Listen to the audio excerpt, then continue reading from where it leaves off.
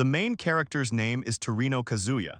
He is 26 years old. He is an ordinary Japanese man. He considers himself an ordinary office worker, or at least he was. He is sitting in a sauna enjoying the hot water on a dark night. A girl next to him draws his attention. She asks if nothing will happen because they are here. The other girl with dark hair says she doesn't know why, but she feels calmer now. One with ears says that she would never have thought that heroes like them could relax like that. Another one supports her and says that she feels such a pleasant feeling. Here she turns to Kazuya, calling him dear. She hugs him and shouts that she has decided that she wants to be his wife. Three girls start crying. One thanks Yuki, wiping away her tears. Another says that she is really grateful that he accepted her.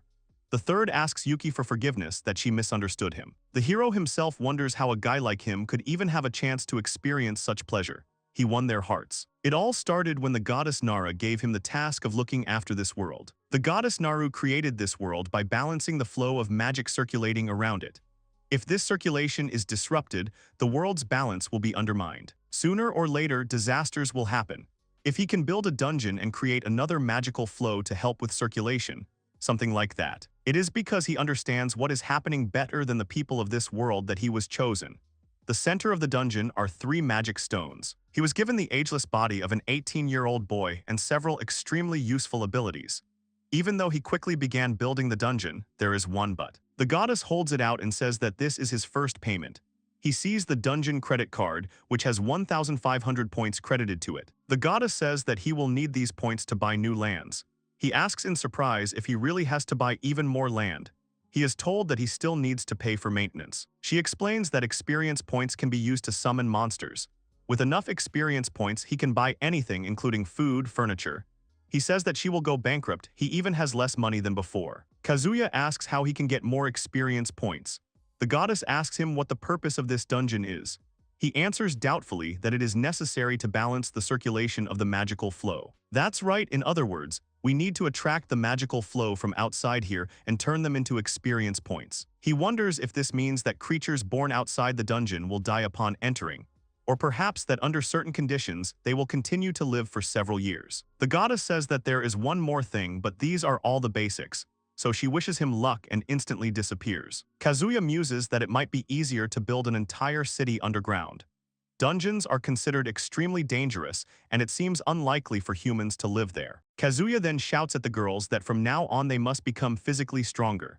First, he must fight the intruders and focus on collecting experience points, so he decided to use them to summon monsters for labor. The monsters fight. Kazuya shouts at them to learn from their mistakes. To fight harder, they must not lose to their past selves. Since these guys have low intelligence, improving their physical strength alone is not enough, so he began to teach them basic knowledge. Then they grew incredibly in the last few days. Then during training, someone in a panic shouts at them to stop and stand still. The girls on the ground with the guards stop in one place. One girl is unwell, judging by her appearance. One knight turns to Leia and says that this magical stream comes from underground. 2 girls are lying on the floor, exhausted and with their minds foggy. The man smirks and says that he just got an idea of what to do with these 2 girls. The eye that was watching them brings information to the dungeon. Kazuya listens to everything and summarizes that he has discovered 5 intruders who entered the dungeon territory. He says that 3 of them want to fight them based on what they know. He asks to look at information about them and take into account that they are formidable enemies. The 2 weak girls are the former 3rd princess, and the other is the former servant of the 3rd princess. Kazuya explains to his goblins that their mission is twofold: destruction and ensuring their safety. He declares the protection of these 2 girls as target number 2. The first squad platoon will be responsible for their protection. These 3 men will be their number 1 target. Kazuya adds that they must try their best to complete this task. The survivors will help the others with objective number 2. He shouts that they are starting the operation, orders them to do it quickly, because they guys are his proud warriors. Kazuya thinks to himself that he believes in their abilities. 2 heroes, 1 nobleman from a ruined city, 1 princess and her rabbit servant. These royals are nothing but trouble. This is a good opportunity to teach them a lesson about their dungeon. He sees men dumping girls. One asks the other not to be so rude. They are girls after all. They should be happy that they got the chance to become goblins' wives. Hearing this, Kazuya sighs and says that he understands everything. These girls are captured, so these guys know that she is a princess, and they didn't even return her to the castle, which means that they are not on the same side. He orders his men to start executing the plan. He orders them to get rid of one of them. Everyone suddenly starts to surround them. The other one panics and blames the other one because he said that there were only a couple of them here. Leia turns to Cass and asks if he can handle them. He asks to give him 20 seconds. He starts casting a spell against the goblins, but then he opens the door above them and slugs fall out of them. They scream indignantly about what that stench is. Kazuya orders the second squad to deliver these girls to the base, and the rest to be attentive and continue with the task. One of the victims is Elsa Lao Rashiru, the third princess of the Rashiru kingdom, one of the kingdoms fighting for these lands. In other words, she is responsible for governing her people. Ever since she was able to understand her situation, she was taught that the kingdom of Rashiru would bring peace to these lands. That's why she always wanted to do something for her people.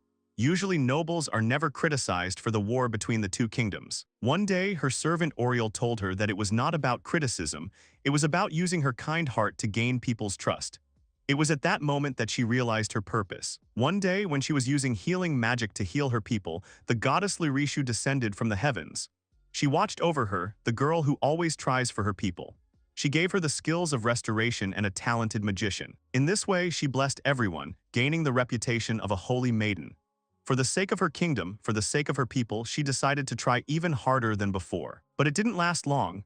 Unfortunately, they visited a village of a rival kingdom. The stranger said that the holy maiden could treat them as she liked. She believed their words without a doubt. They decided that they would not interfere in the affairs of the village. Princess Elsa cried tearfully and asked someone to answer her. The servant held her back and asked her to calm down. The unknown person says that following her orders, in order to prevent war between the two kingdoms, the inhabitants were sacrificed for a higher purpose.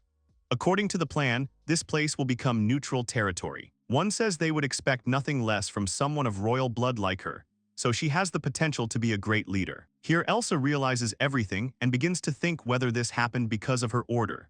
She turns to Oriel, who in a trembling voice tells the princess that she is sorry. She says that they were used as a convenient excuse to take over a village belonging to another kingdom. Elsa begins to tremble and examine the remains of the village. She barely says that if they had not come here, then this village would be intact. She begins to sob bitterly. The servant tries to calm her down. After this, a war broke out between the two kingdoms. Oriel said that it was not her fault, but still she was the cause of this war. From afar from the carriage, the princess sees some smoke from the flag. Here Oriel notices something and suddenly embraces the princess. They fall into the abyss, and the servant protects his mistress with his body. Oriel asks her if she is hurt. She says that she is sorry. Things don't look very good for them. Oriel starts telling the princess that she is really sorry. Elsa looks up and sees her injured leg. She says she will heal it, but then loses consciousness and continues to roll down the cliff. She falls right to those robber men. Leia says with a grin, "Isn't that a holy virgin? They became servants, but perhaps that is what she deserves." Returning to the present, Kazuya knocks on the door, opens it, and sees the formidable Oriel hugging her mistress Elsa. Elsa starts screaming and asking what this all means. Oriel holds her back again and asks her to calm down. However, Oriel starts to moan and his injured leg. Elsa becomes worried and asks her not to push herself too much. Kazuya stands and annoyedly asks them to listen to him. He says that he can cure them both, but he wants them to follow him. The two listen attentively. Kazuya says that it's okay if they refuse, he won't force them to be his servants. However, he has his reasons. He wants them to be not mindless servants, but those he can trust. Elsa says that if he wants her to trust him, he must cure Oriel. Kazuya then tells her that she must promise him that Oriel will not attack him once she is cured. Elsa in tears screams that she promises that Oriel will not attack him. He replies that this will not work, and that this is not enough. Kazuya says that she needs to install the installed protection. Both do not understand what he is talking about. The effect of this skill guarantees safety. Actions that do not fit into the established framework are limited, harming others is prohibited. Kazuya says that there are other things, but for now this is enough. Elsa clarifies that it is to ensure his safety. She thinks that he has other goals. Kazuya lets out a chuckle and says that she is beginning to understand what he is saying. He finally openly says that he wants cooperation with them. He will not tell them everything, but technically he wants to know more about this continent. He says he wants them to give him information from a royal's perspective, and they can both benefit from this. When he gets the information he needs, he will return them back to their kingdom. Elsa says hesitantly that she understands. She looks up and says that she accepts his terms. She turns to Oriel and asks in hope that she also agrees. She looks down and says that if Elsa says so, then she agrees. Kazuya extends his hand and says that then he will use his skill. The The forces are directed towards the girls, at which point the collars break and fall down. Elsa happily says that it fell off. He turns to Kazuya and says that it is now his turn. She asks him to heal Oriel's wounds. He shakes his head and says that he is not going to go back on his words. But he warns that this spell can only be used with the consent of both parties. Oriel shouts that this is not true, he must be forgetting something. Elsa is surprised by such a statement. He says irritably that something like that happened. Then Elsa bows at his feet and begs him to help her. Elsa, with her head down, asks for another chance. Kazuya turns to Oriel and asks if she sees this, even her princess bows, if she now accepts his terms. Oriel grits her teeth and says fine, she'll take them. However, if he intends to harm Elia, she promises to kill him. Kazuya agrees and says that he is not going to force them to do anything other than these demands. He extends his hand and announces that he will begin. He tells her to be ready. Now he uses his healing skill. He says the spell of advanced restoration. Oriel is surprised, Elsa is shocked because this is a very difficult healing skill. Is he really a master healer? Elsa immediately introduces herself to him and asks if she can ask his name. Oriel examines his injury and moves freely. Kazuya was already moving towards the exit, but then he turns around and says that it is his fault. He says that his name is Yuki and he is the master of the dungeon. The girls freeze in horror, saying and realizing that he is the master of the dungeon. Oriel says in horror that this is impossible. Elsa turns to Yuki and asks if he is really the dungeon master. Yuki doesn't understand. Does she really not believe him? Oriel openly admits that he is not quite what they thought a dungeon master should be. Yuki holds out a certain stone and says that if they are still not sure who he is, then this is the proof. It is the core of the dungeon. He says that through it he is connected with this world. It seems that even his life depends on it. He only realized this after the previous owner handed over control of the dungeon to him. That's all he knows about it for now. He admits that he has no idea about any other dungeon masters they are talking about. He privately doesn't understand why he still has to continue lying. Even Yuki is just a pseudonym. Elsa cautiously asks again if it is really true what he just said. He decided to get more information about this world from Elsa and her friend. If the dungeons are safe enough, dungeons can become hunting grounds or training grounds for knights and hunters. If the magic level increases, they become targets for conquest. The people who manage the dungeons are called dungeon masters. The caves where the dungeon masters live are guarded by guards, and the level of this guard determines the overall danger level of the dungeon. Heroes receive titles according to their skills. Among them, the strongest are heroes from other worlds. Even he knows little about them. The description of the demon lord is rather vague, but that's what they call them. It has been confirmed that there are only 2 of them left on this continent. Among the races, we can distinguish beastmen, elves, and humans. And in the human race alone, there are even more branches. Yuki asks Elsa if she can tell him more about this continent. She replies that of course she can. They are now on the territory of the Rashiru kingdom. Rashiru is one of the 5 largest kingdoms on the continent. Elsa says that she is its 3rd princess. Elsa told Yuki about who she is and the details of everything that happened earlier. Yuki thoughtfully says that he understands.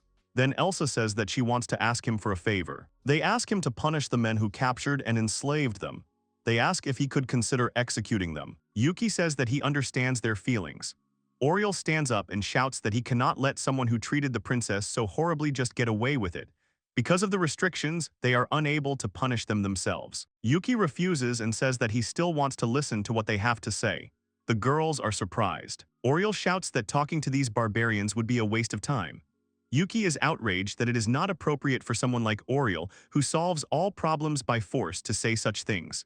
Elsa agrees with her and says that he should not talk. Kazuya wearily says that in that case, why don't they wait in the next room while he does this? He explains this by saying that if something bad happened, they could then come and help. Elsa replies that she understood him. He leaves, then turns to them and says that there is something he would like to ask them about. He asks the men why they want the princess to be their servant. Wouldn't it be easier to return her to the kingdom? That way they would get fame and riches. One man starts that it's all for the sake of his wife and daughter, his friends, the village, the city. He wanted revenge. He was an ordinary adventurer. He didn't even realize how he became a city hero. He had good friends, his wife and his daughter by his side. He says that they are his treasure. He would never exchange them for any national treasures of this world. Once a friend asked him what would be best if he too could find a loving family. Leia answered with a grin that he was already engaged. He tells his friend that he is the son of a lord, so in his opinion, he can choose whoever he wants as a wife. Then his friend asks with a grin, what about his daughter then? He angrily shouts at him that this will only happen over his dead body. One day, soldiers of Rashur arrived at the village where Leia and his beloved lived. Since that army was accompanied by a holy maiden, he thought that their purpose was only to offer help. But he was wrong. A month later, Rashuru's army attacked them and launched a full-scale assault on the city. Only they remained. The few survivors and all living creatures in the area were destroyed. He begins to sob and says that what was more precious than fame and money, his treasures, were all lost. Elsa listens to all this and covers her mouth in horror. Leia concludes that this is how they decided to kidnap the princess and were going to punish her in the most terrible way. Kazuya says that, however, he himself prevented them. Is that true? Leia says that it is not so. Thanks to him, he had time to think about everything. No matter what they do, nothing can be returned. It is like a nightmare. Even if he takes revenge, his wife and daughter will not be happier. After a sad silence, Leia asks if the princess really told him to come here. They bow their heads and ask him to hurry up and kill them. They don't want to do anything else that will anger his family even more. They figure the sooner he does it, the better it will be for them. Kazuya turns to Elsa and asks if she heard everything. She, in complete horror, replies that she heard. Leia says with some despair that the executioner is the princess. Then Elsa comes up to them and bows before them. She bows at their feet and tells them in a trembling voice that she is terribly sorry. Leia looks on in shock and does not understand what is happening. Elsa cries bitterly and says again that she is so sorry. She asks them for forgiveness. She herself does not understand why everything turned out this way. Leia suddenly stands up and asks Kazuya if he knows anything about it. Kazuya replies that he is still not sure if they told the truth or not. He told them everything that Elsa said. Their heads bowed in complete bitterness. Leia approaches Elsa, who is still bowing before them, and asks her to stand up. He tells her not to hang her head like that because he doesn't deserve it.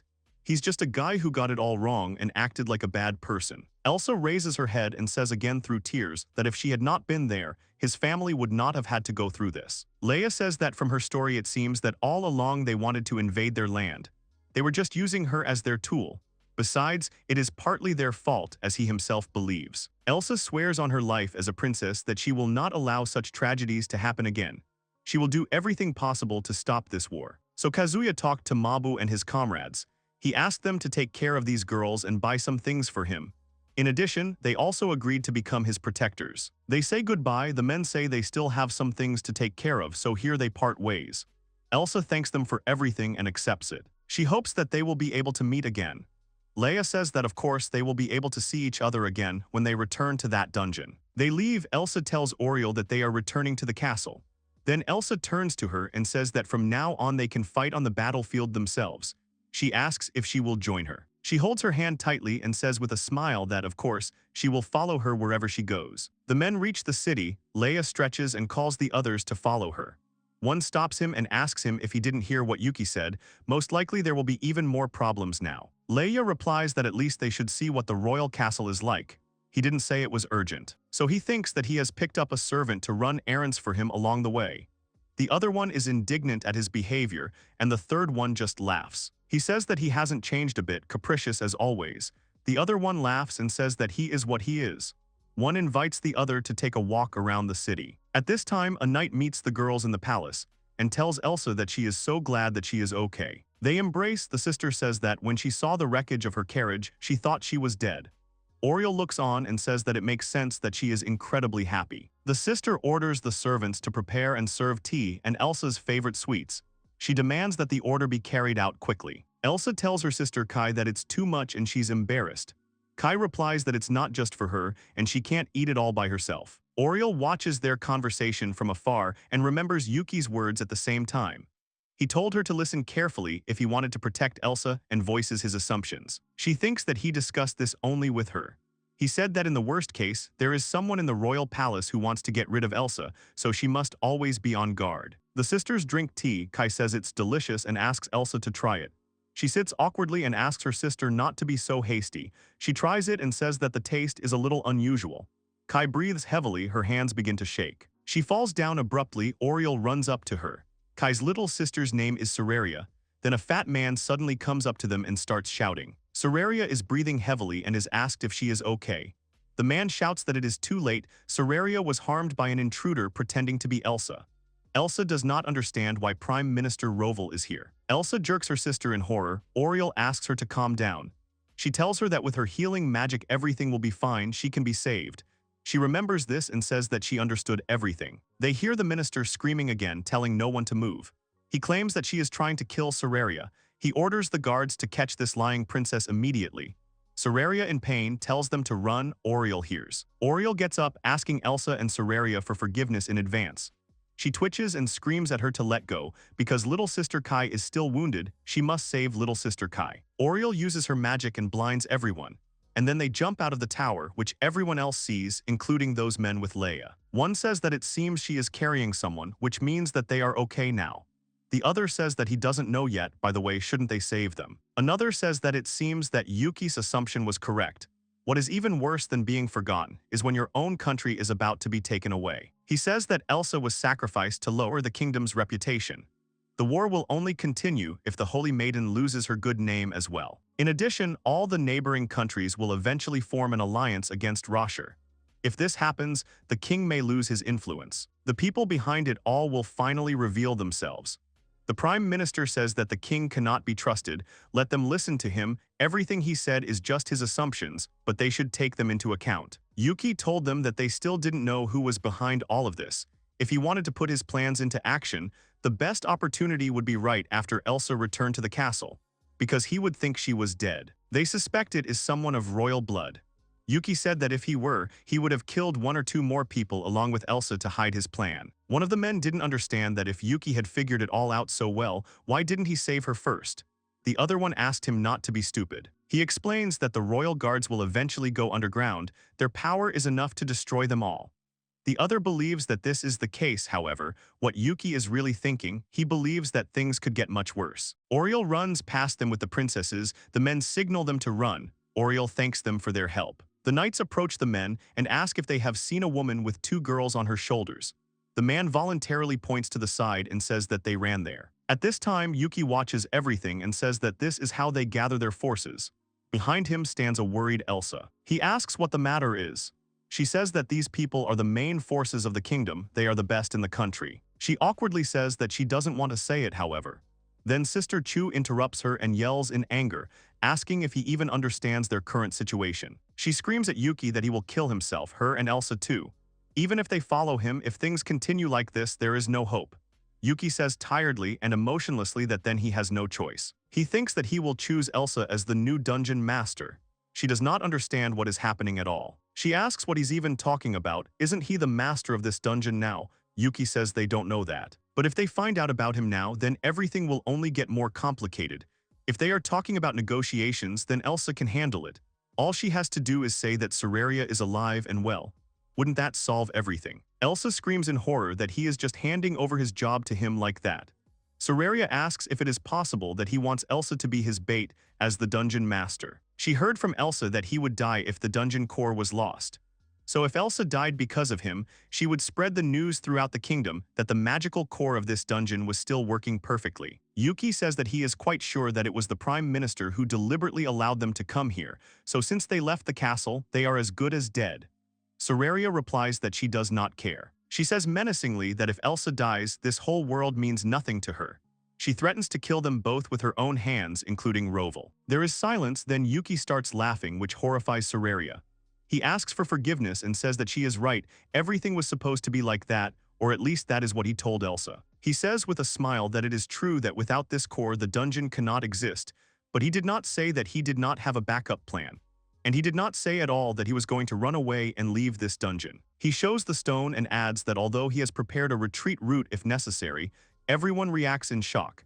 And Yuki says that he still hasn't decided whether he should go or not. Suddenly, a screen appears in front of the soldiers, which frightens them.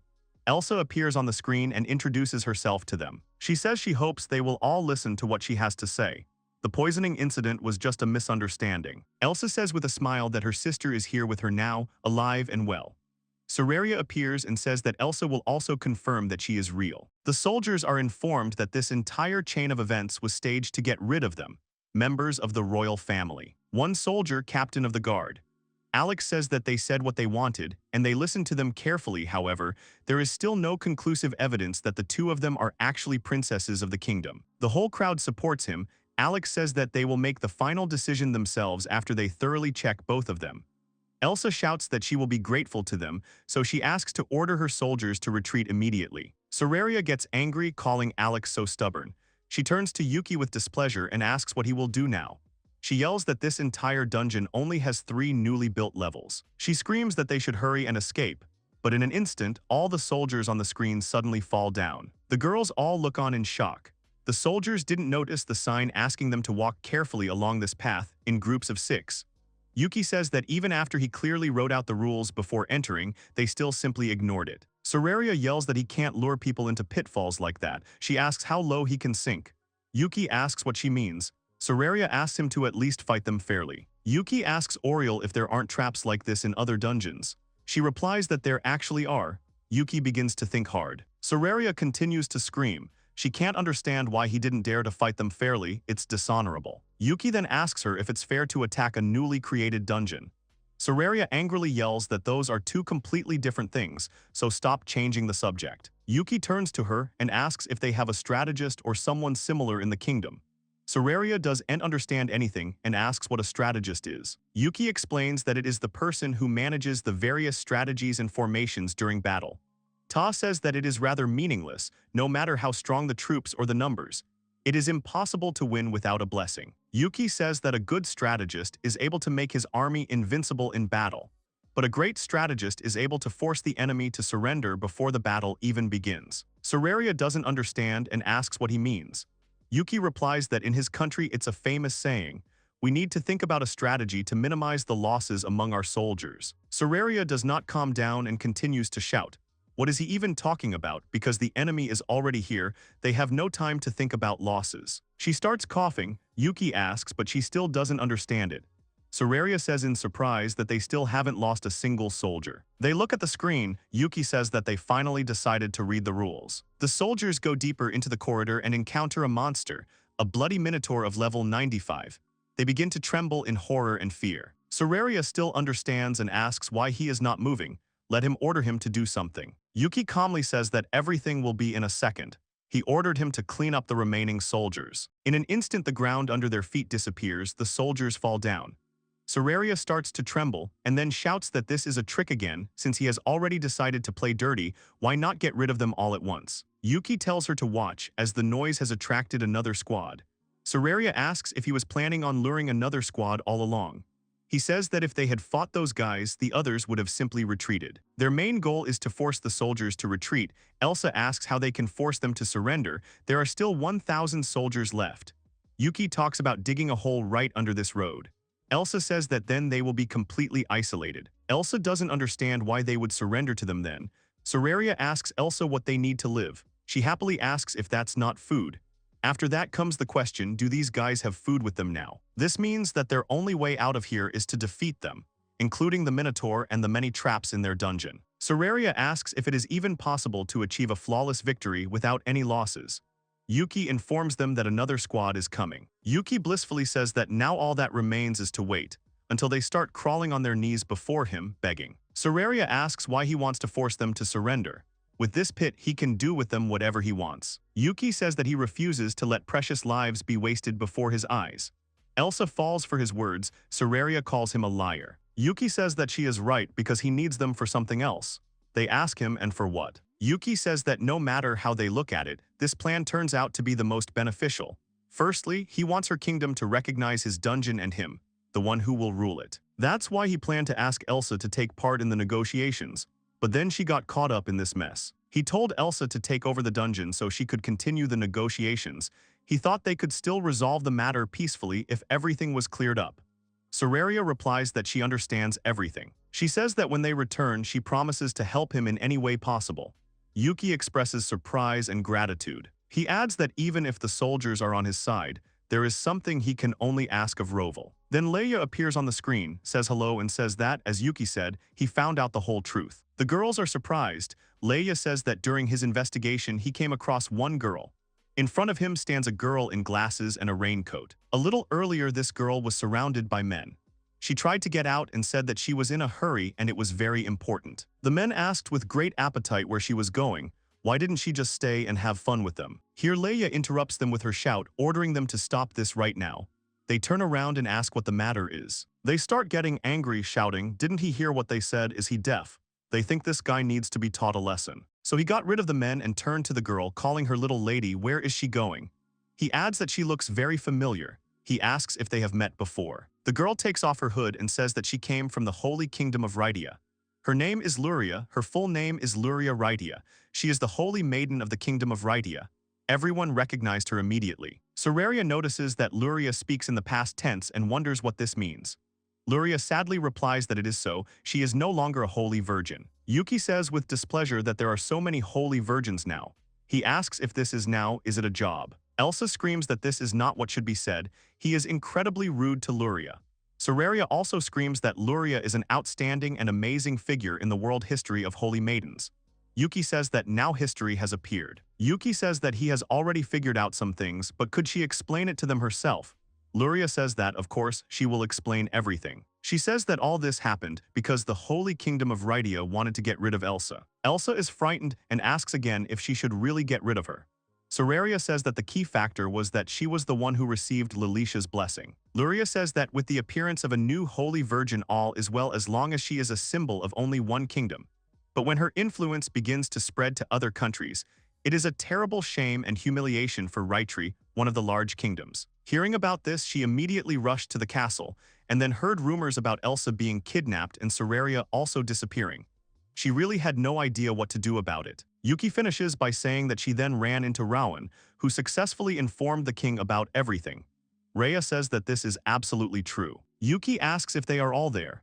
Other figures appear behind Luria, whom she calls father and sister. One introduces herself. Her name is Alia Rashiru. She would like to thank them all for looking after her sisters. The man says that he is the sixth Rashiru. Soraria is indignant why the old man is also here. Rashiru says that her father was almost killed too. Everyone covers their mouths in horror. However, he was warned in advance, so now he is safe, all thanks to these saviors, Rhea and Luria. The old man talks about the problem with the guards. He accepts Yuki's request but doubts and asks him who he is. Yuki replies that he is just an ordinary poor guy who got caught up in their trouble, and also the master of this dungeon. They begin to dispute this.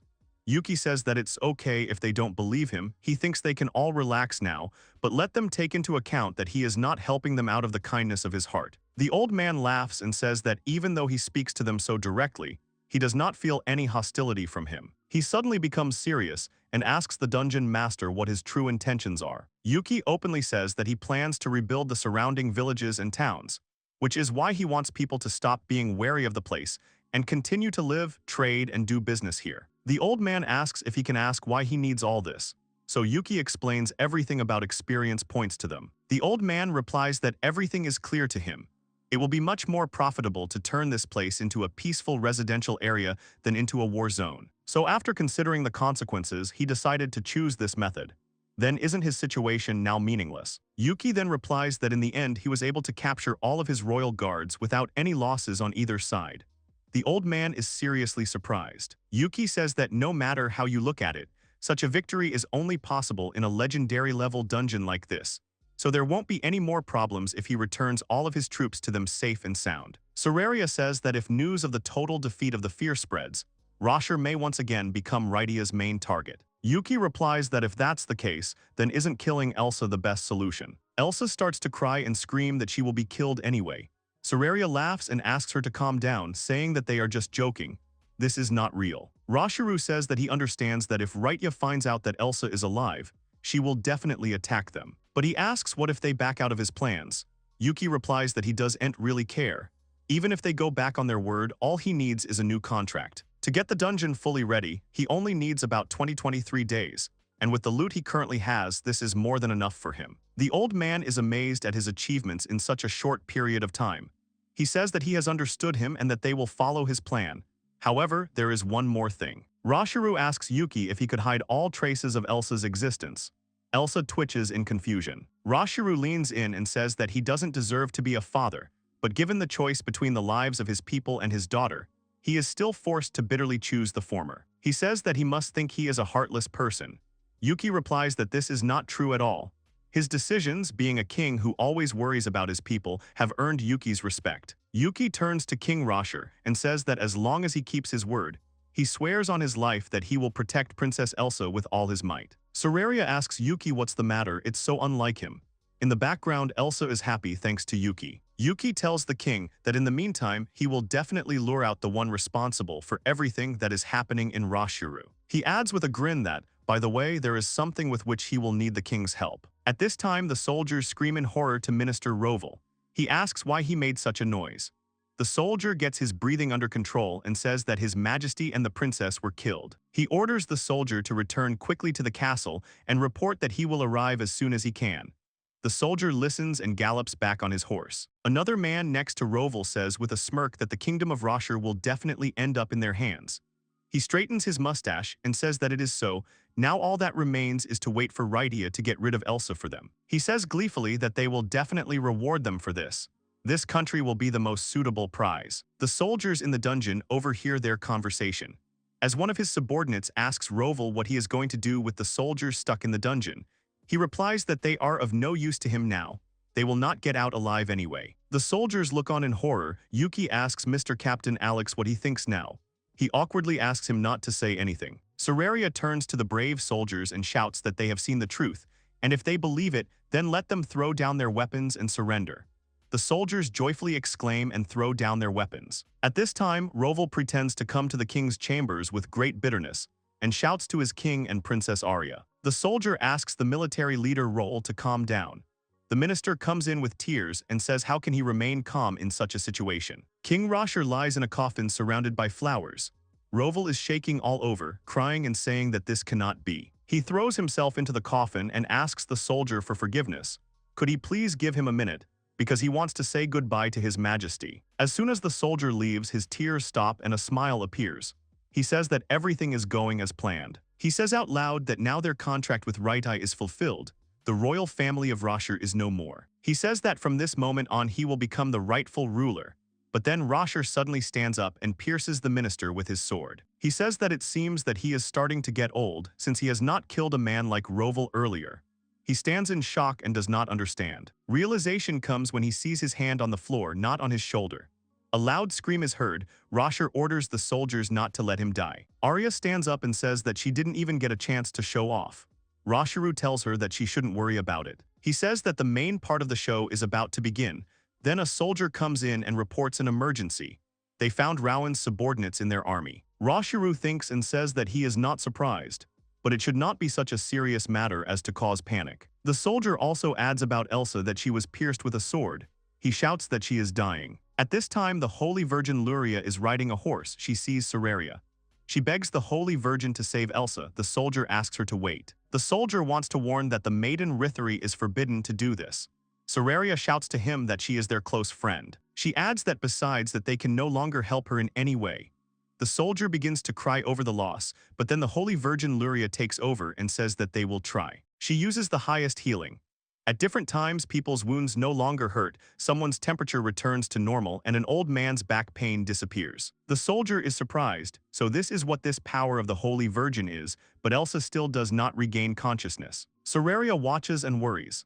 She tells Luria that she is using too much power. If she continues, even she might pass out. Luria continues and says through force that Elsa is like a sister to her, she cannot let her die. After these words, Luria falls. At this time, negotiations are taking place with King Rashur. A subordinate says that according to Roval's confession, everything that happened was part of Rydia's plan. They need to unite with Garrut and declare war on Rydia. The other one shouts to stop talking nonsense. Garrut will definitely unite with Rydia. Another one shouts through glasses that justice is on their side. They must make them pay for everything they did to Elia. The king shouts to calm down. War would only make their people suffer but would not solve anything. They do not understand and ask what they should do then. Then Soraria runs up to them. Everyone falls silent. Soraria asks them if they could listen to what she has to say. The man, horrified, asks how she escaped. They start shouting that she is not allowed to be here. The king tells them all to calm down again. He says that Luria is Elsa's friend. Besides, he heard that she used all her powers to save Elsa. He asks sternly if they won't even give her a chance to speak out.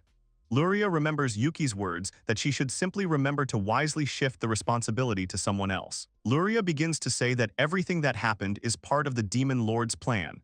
Everyone listens attentively, but with such information they are left with their mouths open. They shout at her not to even think that she can deceive them with such a stupid story. They agree with this thesis and shout that it is humiliating. Soraria steps in and asks if they could just shut up. If this was all part of Rydia's plan, then why did they even let their holy maiden come here herself? She says reproachfully that she even mourned Elsa. If everything is just a game to deceive them, she herself will execute her. Everyone suddenly falls silent. The king says that he thinks they have reason to believe them. He brings tears to the men, saying that it is all for the sake of Elsa, his unfortunate daughter, and for the sake of the people of their kingdom. At this time in the dungeon, Elsa asks Yuki. She was wondering if it was really necessary to stage her death. Yuki says that Rytri's main goal would not be achieved until her death is confirmed. She asks why then blame everything on the demon lord. Yuki replies that if the responsibility were shifted to someone else or even the kingdom, war would be inevitable. Elsa says that then it might attract his attention. Yuki says that the demon lord has nothing to do with it. They just use him as an excuse and no one seems to mind. Then they just pass the buck to him. If it can save a lot of lives, then it's the right thing to do. Elsa asks how is that even possible? It would only backfire. Why don't they just gather their troops and in the name of justice force Rydia to confess to her crimes? Was Rydia the main reason for all this? When Elsa hears this question from Yuki, she freezes. He says that it is not so, it was her. Yuki says that she was so easily used as a holy maiden. He asks if she even understands it. Oriel stands up for her and asks what he's even talking about since Elsa has saved countless lives. Yuki then asks if that will do anything about the current situation. He tells her to compare the number of people she saved and the number that will die in the war, which of them is greater. Oriel also falls silent. Yuki says that he understands how she feels right now, but she shouldn't think of herself as an omen of destruction. She is just a reason to start this war and nothing more. He says that if she had not become a holy virgin, people would still admire Luria. Roval would not have come up with this bizarre scheme. Elsa asks to stop, but Yuki continues to say that Mabu and his friends would still live happily with their families, and the Rashiru royal family would not be attacked. Elsa, horrified, begins to sob and scream in denial. Oriel is angry. How could he even say such a thing to Elia? Yuki says that he is simply answering her questions. Elsa, exhausted, says that now she doesn't even know what to do, what horrors await her in the future. She thought that if she became a holy virgin, it would be the most beautiful dream come true. Yuki says that maybe that's why she was able to help everyone by giving it her all. He says it is true that her situation has caused some unfortunate events, but it has saved many lives. Yuki puts her hand on Elsa's head and asks her to remain the holy maiden she dreamed of being. Let her do it for the sake of the people who believed in her title. It doesn't matter what happens because she saved many. He asks her who she thinks is the most unfortunate to suffer from all of this. Elsa suggests the demon lord, but Yuki hangs his head in tiredness and irritation at Elsa's stupid words. He tells her that it affected those living here the most. Elsa is surprised and says that it makes sense, but does he understand how many people will become subordinates after this? Elsa looks away and says that all she can do now is pay with her life. Yuki irritably asks her to stop talking such nonsense. He asks if she remembers what he tried to build in this dungeon. Elsa replies that it was cities and villages. At this point, both are surprised to realize what he wants to do. Yuki says that they are lucky that there is human trafficking going on right now. They can ask the king to ransom them all. Elsa asks if he is really going to force them to work for him. Yuki is indignant and asks what kind of bad person she thinks he is. He tells them that he will give them the position of guards in a way, and that way they will still be able to live their own lives. Elsa happily says that this means that the servants will live a happy life. Yuki replies that he doesn't know if he can do it, but it's worth a try. He hands the girls something and says that he's still new to this kind of thing, so he'll let Elsa manage the dungeon for him. He hands her an immigration plan for the dungeon, and says that now he can try what her father has been doing all these years. He says that as a first chance, Mabu and his friends will buy them all these beastmen. Yuki laughs at the boys and tells everyone to now take a close look at the girls and pass judgment on the Mabu squad's hobbies. Leia is scared of what he means by passing judgment. Yuki introduces himself and says that from now on they will all be officially employed by him. One of the girls is confused and asks if they are not supposed to be servants. Yuki says that this dungeon is under the control of the recently deceased Elsa, and they are thinking of building a village here, so he hopes that they could help manage this place. One suggests that this means they will be their guinea pigs. She asks if she is right. Yuki shakes her head and replies that it is not. Yuki replies that this was the last will of the deceased Elsa. The purpose of this construction plan is to create an ideal place for the peaceful life of people who suffered from the horrors of war, especially those who were involuntary. The Beast Woman says that she understands him, in which case they agree to follow Yuki's plan. She introduces herself. Her name is Eliza. She is an elf. She has some mathematical skills. The other one introduces herself and says that she is Torai from the Wolf clan, and she is completely confident in her strength and endurance. One little one says that her name is Asurin and she is a human. She can do simple housework. Yuki is surprised, strokes her head and says that housework is necessary in everyday life. Eventually, she will get used to it. He turns to Mob and calls him a lolican. One is named Eli. She is part of the Wolf clan and wields many weapons. The other one is called Furia. She is a dwarf. The only experience she has in the craft she gained by watching others work. Another one is called Kaya. She is from the Wolf clan. She can control the fire of spirits and wields a club. Yuki tells the little girl that she doesn't need to worry about being useful right now, but to just try her best in her studies. Another one says her name is Millie and she is a human. She can handle paperwork and some calculations. Another one is called Ratsu from the Rabbit clan. She was a merchant, so she is familiar with business. Yuki looks at the last one and notices her form. She says that she is Rabarisu. She is part of the demon clan. She says that there are no such things that she can do. Yuki pats her head too and tells her to try hard with Asurin and the others. Here Rabbi asks Yuki if he is really a doppelganger. Yuki freezes in shock and does not understand how she found out. She immediately says that she has a special ability and it is called clairvoyance. So Yuki is the master of the dungeon. She asks where his true form is now. The other girl exclaims in shock that she has one of those rare appraisal skills. Yuki turns and asks her if there's something wrong with that. One of Mabu's squad says that since she can check the status of anyone, she can even see through lies. Normally, this would be considered peeping, so he believes that she was treated with contempt. He says directly that he is even surprised that she was able to live to this moment. The girls get scared and hug Rabbi abruptly, asking her to stop talking like that. Only because of this ability they consider her a monster. They do not understand why they are doing this. She is their friend. Here Rabbi sternly tells the guys not to harm them. All this is because of her. So let them do with her whatever they want. Yuki looks at her for a long time and she looks back just as confidently. He agrees, extends his hand and says that it will be as she wishes. One blow sends Rabbi falling backwards, the girls begging him to stop in horror. At some point, Abai wakes up and notices that her wounds are healing. The girls hug her and shout that it is amazing. Yuki apologizes for this, although she didn't mean anything bad, but at the moment he has his own reasons for not showing up. He is the dungeon master after all. Rabbi doesn't understand and asks what it means. Another suggests that he was testing them. If he dies, the whole dungeon will disappear too. Another notes that it's a pretty smart move. The girls cuddle up to Yuki and ask if he now considers them trustworthy and smiles. Yuki replies that this is true, but he freed them from subordination in order to make them his guards. The girls do not understand and ask, so he spent time explaining the basic ideas and conditions to them. He gave a lecture on the guardians that even monkeys could understand. Rabbi says that she understands, she thinks she can trust him, but she hopes that next time the real him will stand before them. Yuki promises this. All the collars break and fall to the ground. The girl says that they are really free, their lives are becoming more interesting. The girls turn to Yuki and say that from now on they rely on him. Here she excitedly asks to stand and asks how they should build a village. Are they really going to sleep on the street now? Yuki remembers and says that first he will explain it to them in more detail. He presses a button, after which a hut appears in front of them. The girls admire it, so this is what kind of power the dungeon master has. In this way, he can even make people's work easier. Yuki asks them to take off their shoes and leave them outside the door. He explains that this is a tradition of the place he came from. The girl says that he must have come from a special world. The girls come in. Yuki says that before he explains everything, he asks if they want to enjoy a hot bath. The girl asks what he means. Is he talking about the well? Yuki asks the girls if they know what a bathtub is. Asurin shouts happily, isn't that something only aristocrats and royalty can own? Does he really have one of those?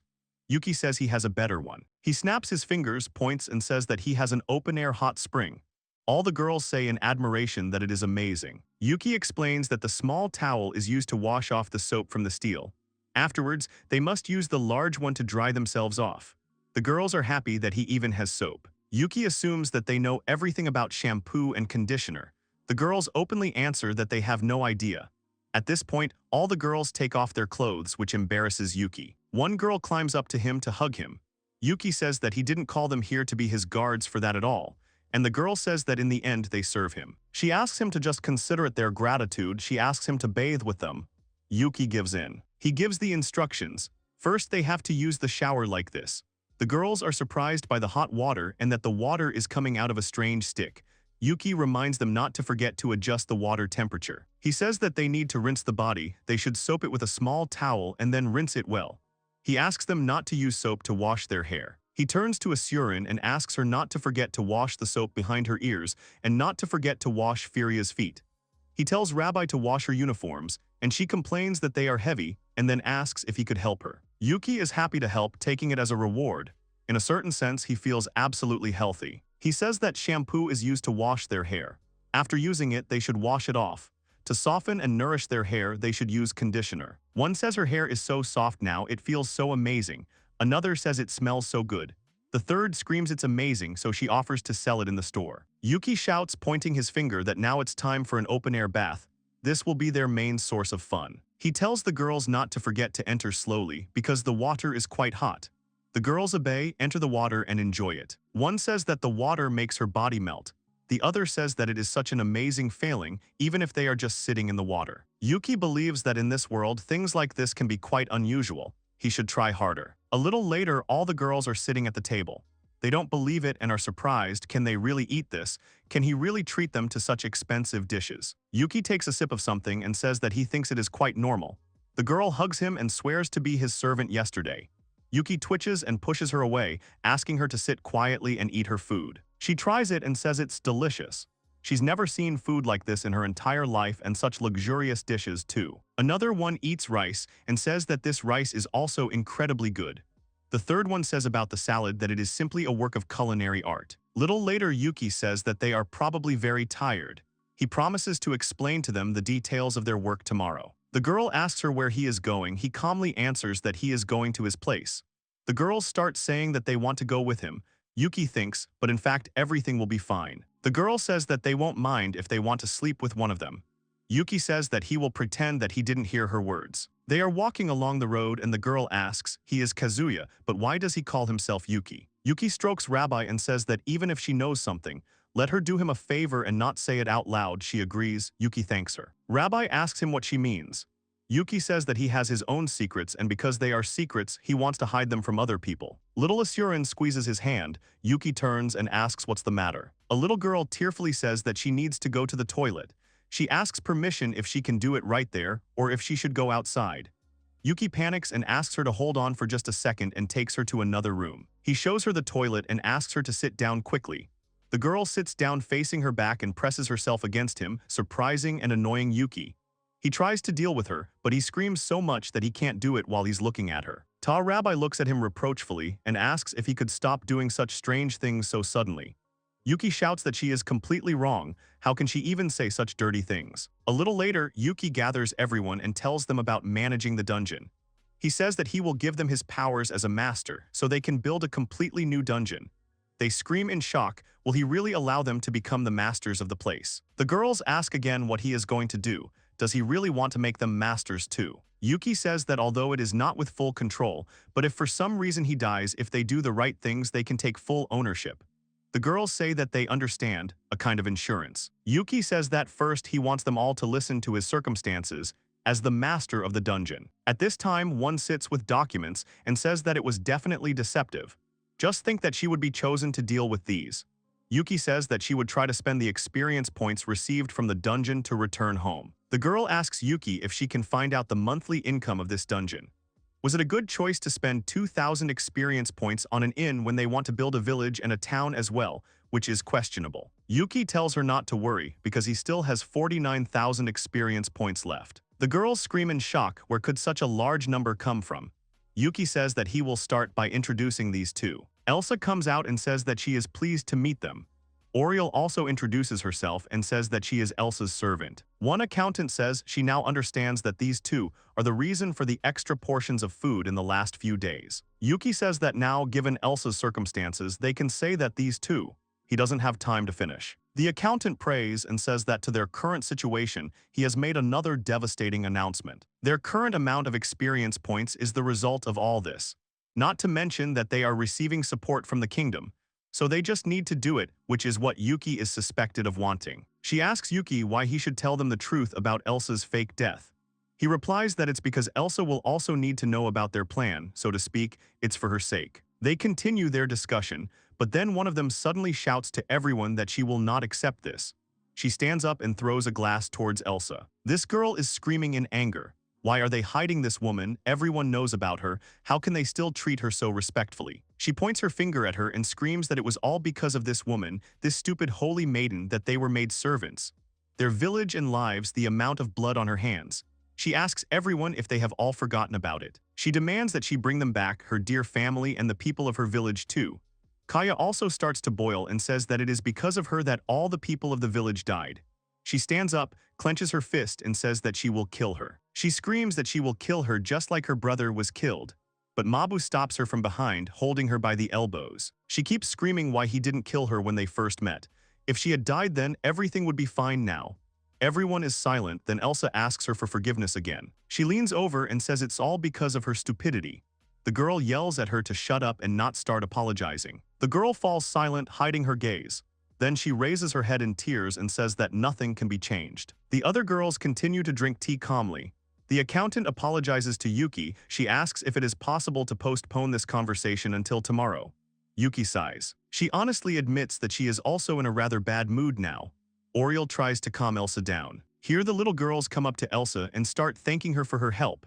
Elsa looks at them in surprise and doesn't understand. Little Asurin says that Elsa may not remember, but when the soldier's hand was cut off, Elsa suddenly ran to him to heal him. Another says that Millie still doesn't understand a lot of things, but she knows that Elsa is not a bad person at all. The girls say with a smile that the fact that they are alive right now is all thanks to her Elsa. Elsa starts to blush and then hugs the girls tightly, asking for forgiveness and thanking them. A little later, Asurin approaches the one who started the riot, saying that Yuki just taught her how to make them. He said that they are called onigiri and that they are delicious. Asurin smiles softly at her gloomy expression and asks her to cheer up. She takes them and thanks her. Yuki looks around and asks where Ratsu is. The other one says didn't she say she was going to bathe in the hot spring. As expected, they still want him to join them. The girls are happy and ask him to come with them. In the end, everyone goes into the water. Ratsu sees him and asks if he accidentally wanted to go with her. He denies it and says that this is actually the men's half. She adds that, as expected, even she is confused after yesterday. Asurin listens to her attentively. Ratsu washes her face and says that while it's embarrassing to summon, even she doesn't like Elsa joining their plan. Yuki listens to her. Ratsu points and says that even though she made this toy, it used to belong to someone else. Even though the ownership only lasted for 3 short days. One day in the village, Ratsu was sitting and making this toy out of wood. A girl looked out of the wood and was surprised by the rabbit. Seeing this radiant smile, she gave her a freshly made rabbit, which she wanted to sell. After that, they did a lot of things, talked, did business, played together, or so it should be. Her village was also drawn into this big confrontation. And if only a little more, just a little more, and they could escape from this village together. The little girl was shot with arrows. It all happened because she kept making those rabbits. Having lost hope, she was captured and sold. After that, she had her first meeting with him with Yuki. Ratsu hides her face and says, I wonder if she regretted getting that rabbit and knowing her. Yuki sighs and says that at the moment, 4 out of 4 are enjoying this rabbit. And it will be up to her whether that number increases or decreases. Ratsu looks up, then says with a smile that that's right, he's right. Yuki says that then she'll just have to try hard here. In the end, he wants a small amount of a special product. Ratsu says that he definitely does not hold back his thoughts. Yuki later asks her if she is sure she wants to help set the traps, to which she replies that she will have to think about it. Yuki says that she already knows how to write letters. He asks if Asurin and her peers can also write. She replies that this is not true, there are not many people nearby who can write. Commoners do not use writing. Yuki asks in surprise if she was born into a noble family. She replies that it is not something she wants to discuss. She asks him to trust her, she will always be with Yuki. Yuki asks since their first meeting how can she trust him so much. He was only able to keep his promise once, and it is not a fact that he will be able to do this constantly. Ratsu says that it's just that Yuki kept their promise once. That's why, and in the future, that no one will treat them badly, that's what she believes in. Yuki asks in surprise that she can actually read minds. She says that until she trusts them completely, it is impossible. That is why she was unable to read her family's minds the last time. She and this person must be in close contact. Yuki asks if she's sure she can tell you her secret so easily. Isn't that the main reason you became a servant? She replies that she was simply explaining the description of her skill. She never thought that she would ever see such peaceful faces again. and for that she is grateful to him. Yuki says that he is simply using them all for his own needs, that's all. He is sure that she who can read minds understands what he means. She replies that he is right. Even children know how difficult it is for different races to get along with each other. Yuki says that even though he doesn't want to drag them into this, given the situation, he couldn't avoid it. In the end, he's just using them all for his own desires. And even worse, what if he just lets them live peacefully like this while he's on the front lines? Then Ratsu slaps him hard. Yuki panics and asks if she's not using her skill. She replies that it's all for Yuki's sake, so it's okay. By the way, she forbids him to have such thoughts. They have already thought everything through and want to follow Yuki. She calls him her beloved master and says that she will follow him from the beginning to the end, in weal or woe, as his sword and his shield. Here and now she swears by all that she has, and as his beloved. Yuki asks if this isn't a rather forced contract. She asks if he wants her to read the wedding vows as well. Yuki asks her to refrain from doing so, as if he were to accept a vow from a girl, his conscience would not be clear. Ratsu looks at him and says with a smile that there is nothing to be done. They will do it all slowly, so she asks him to take care of her. At this time, the little caretaker flies to him in a panic and reports. Yuki says that this is bad. He tells Ratsu that the people are near the dungeon, and they can't casually interfere with it from here. Ratsu excitedly asks what he means. Yuki says that someone appeared at the entrance to the dungeon. They can't do anything from here. Ratsu asks what he means. Maybe now because of Elsa's protection there is peace and quiet in this dungeon. But if Syria, who also inherited the powers of the dungeon master, is not here, in case of trouble they will not get off so easily. Yuki comes up with an idea and asks how about looking at what's going on before making a decision. He talks about the challenge and asks Ratsu to try to repeat it, which she does. Suddenly, a screen appears in front of them with tabs for the girls and the Mabu squad. The girls are scared and ask what it could be. Yuki calmly explains that it is a skill that allows you to easily contact anyone you want. He tells everyone that there is a group of men hunting a girl near the dungeon. He needs their help in deciding their next move. He asks them to hurry and gather in the banquet hall. In the banquet hall, Yuki says that she will now describe the whole situation to them. The girls look around in surprise. One says that although she seems to understand that the monitor shows the surrounding area, it is so difficult. Yuki asks her to keep this question to herself for now, and she says that now she understands, which means they simply cannot help her thoughtlessly. Mabu comes up and says that even if they do this, they won't be able to hold them all back, but if this girl herself can accidentally get to the dungeon, then maybe it will work out. Leia asks if there is some kind of connection with her. Yuki says that's a great question because their scout should have made contact with her by now. They all watch through the screen and are surprised because they see Luria running from the guards. They see guards and wonder if these aren't her guards. One asks if this girl is the former Holy Maiden Raitri. Yuki confirms this and believes that the Knights of Raitri are pursuing her. It seems she has become a hindrance to them. He says that now they will try to catch the pursuers. He tells Slime number 1 to contact Luria and lead her to the dungeon. Luria notices the slime and is surprised. Yuki speaks through the slime and explains to Luria how he does it. Luria remembers and realizes that this is the master of the dungeon. Yuki tells her that he will take her to the dungeon. The girl who started the riot asks what this all means. Is Ent their real target, this girl, hinting at Elsa? Yuki explains that this is not the case, and that ultimately it was only to destabilize the country. The girl says that now she understands. Yuki says that for the support flowing from the saint, Luria is a hindrance since she has even more power than Elsa. Luria runs and says reproachfully how insightful they are. The guards chase after her and shout where she is. They must kill her so that Aster becomes the only saint. Luria excitedly asks the slime how much more. Yuki replies that there are still 57 steps left. Luria is surprised and asks how they can know her location so precisely. She stops abruptly at a sign that says that no one is here, and in case of injury, they should leave a letter here. Luria says that can't be. Yuki tells him to hurry and go in or she will be seen. Suddenly, Luria gets arrows in the back. Elsa worries more than anyone. She freezes in horror. Then she scolds Yuki for putting that weird warning sign there. She thinks it's because of her. Yuki sighs tiredly. Ratsu appears and tells her that she could please keep quiet when she doesn't understand anything. Yuki would never do something unnecessary. The other one says that Elsa is actually a simpleton. No wonder she was so easily taken advantage of. She asks hintingly if they should ask the Lord Knight's opinion. Oriel and Elsa look around. Oriel says that she thinks he did it on purpose. She asks Yuki if he hurt her on purpose. Elsa angrily yells at Yuki, asking what the point of all this is. Yuki replies that the point is in her current state, that is the purpose of this inscription. Anyone who sees this inscription will not be able to make a rational decision. And the proof is the girl in front of him, who is incapable of thinking rationally. He asks her if it would be better to go and get Luria instead of being angry at him. In any case, she is already in the dungeon. Elsa immediately rushes off, but another one stops her and says that if she goes right now, she will ruin Yuki's plan. At this time, Luria barely makes it through the tunnel, while the guards stand in front of the sign and try to make a decision. One says that he thinks all the monsters and traps in this dungeon have been dealt with, even though they don't have a map at the moment.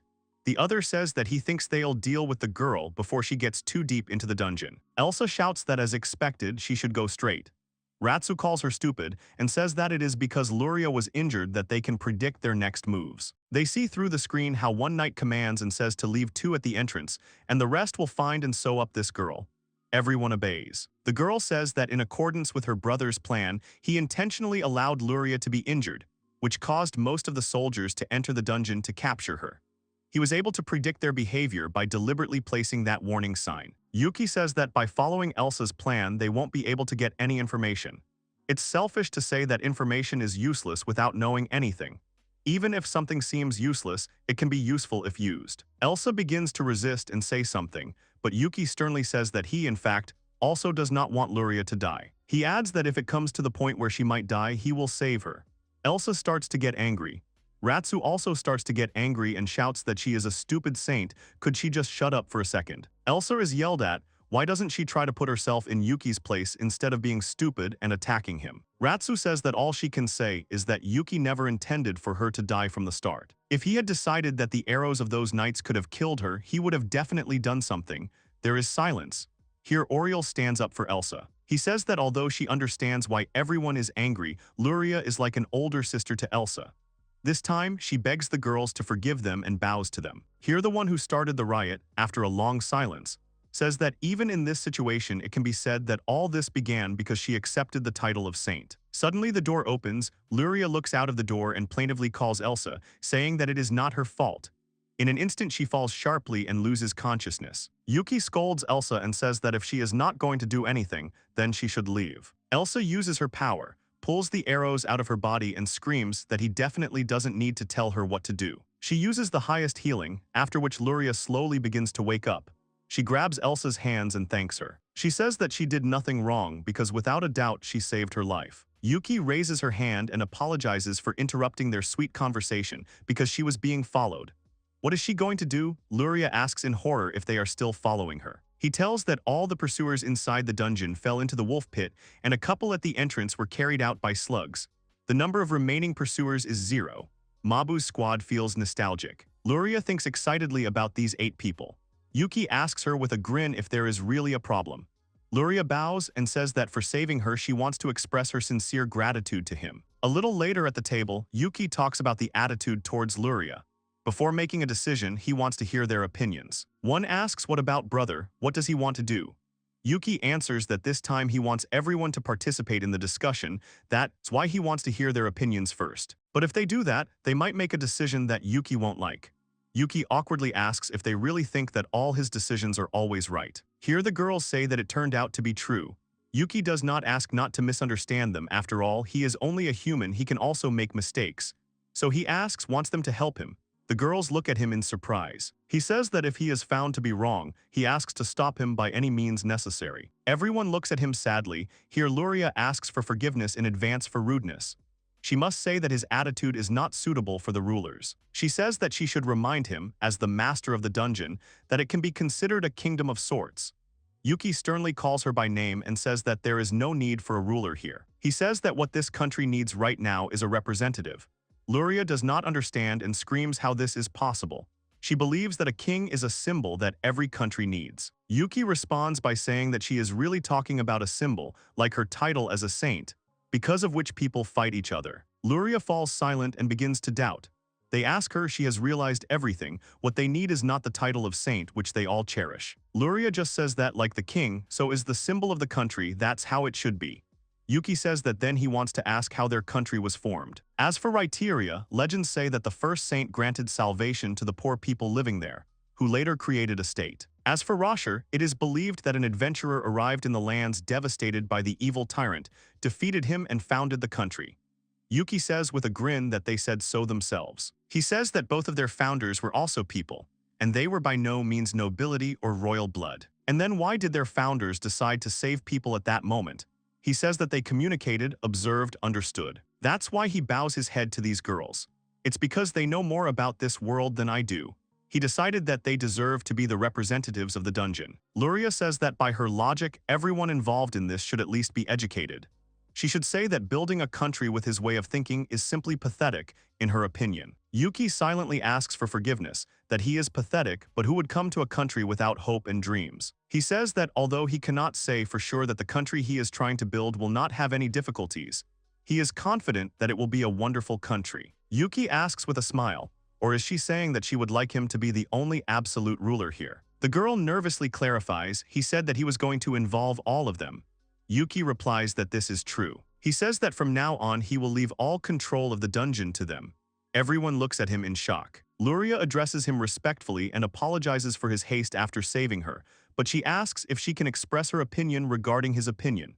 Yuki replies that of course she can, why not? Luria asks if he could let him hide here for a while.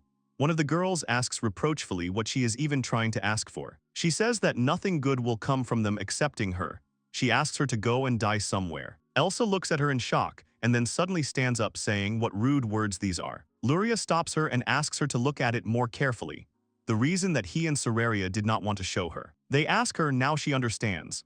Luria says that if she returns to her country, she will definitely report to them about this place. Luria makes a condition that if they allow her to hide here, as long as they do not allow her to leave, the information about this place will remain protected.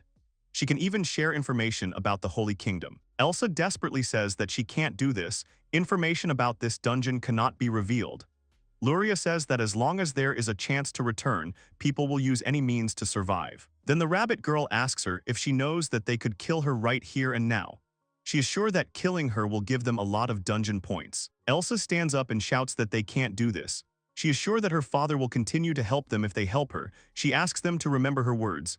The rabbit asks what if not. Here Elsa says that if this happens, she will hang her herself. Then she says that she understood her. Then she asks her to wait a little, as her brother suggested. They are going to evaluate her proposal first. Elsa starts to cry and then asks Luria for forgiveness, hugging her.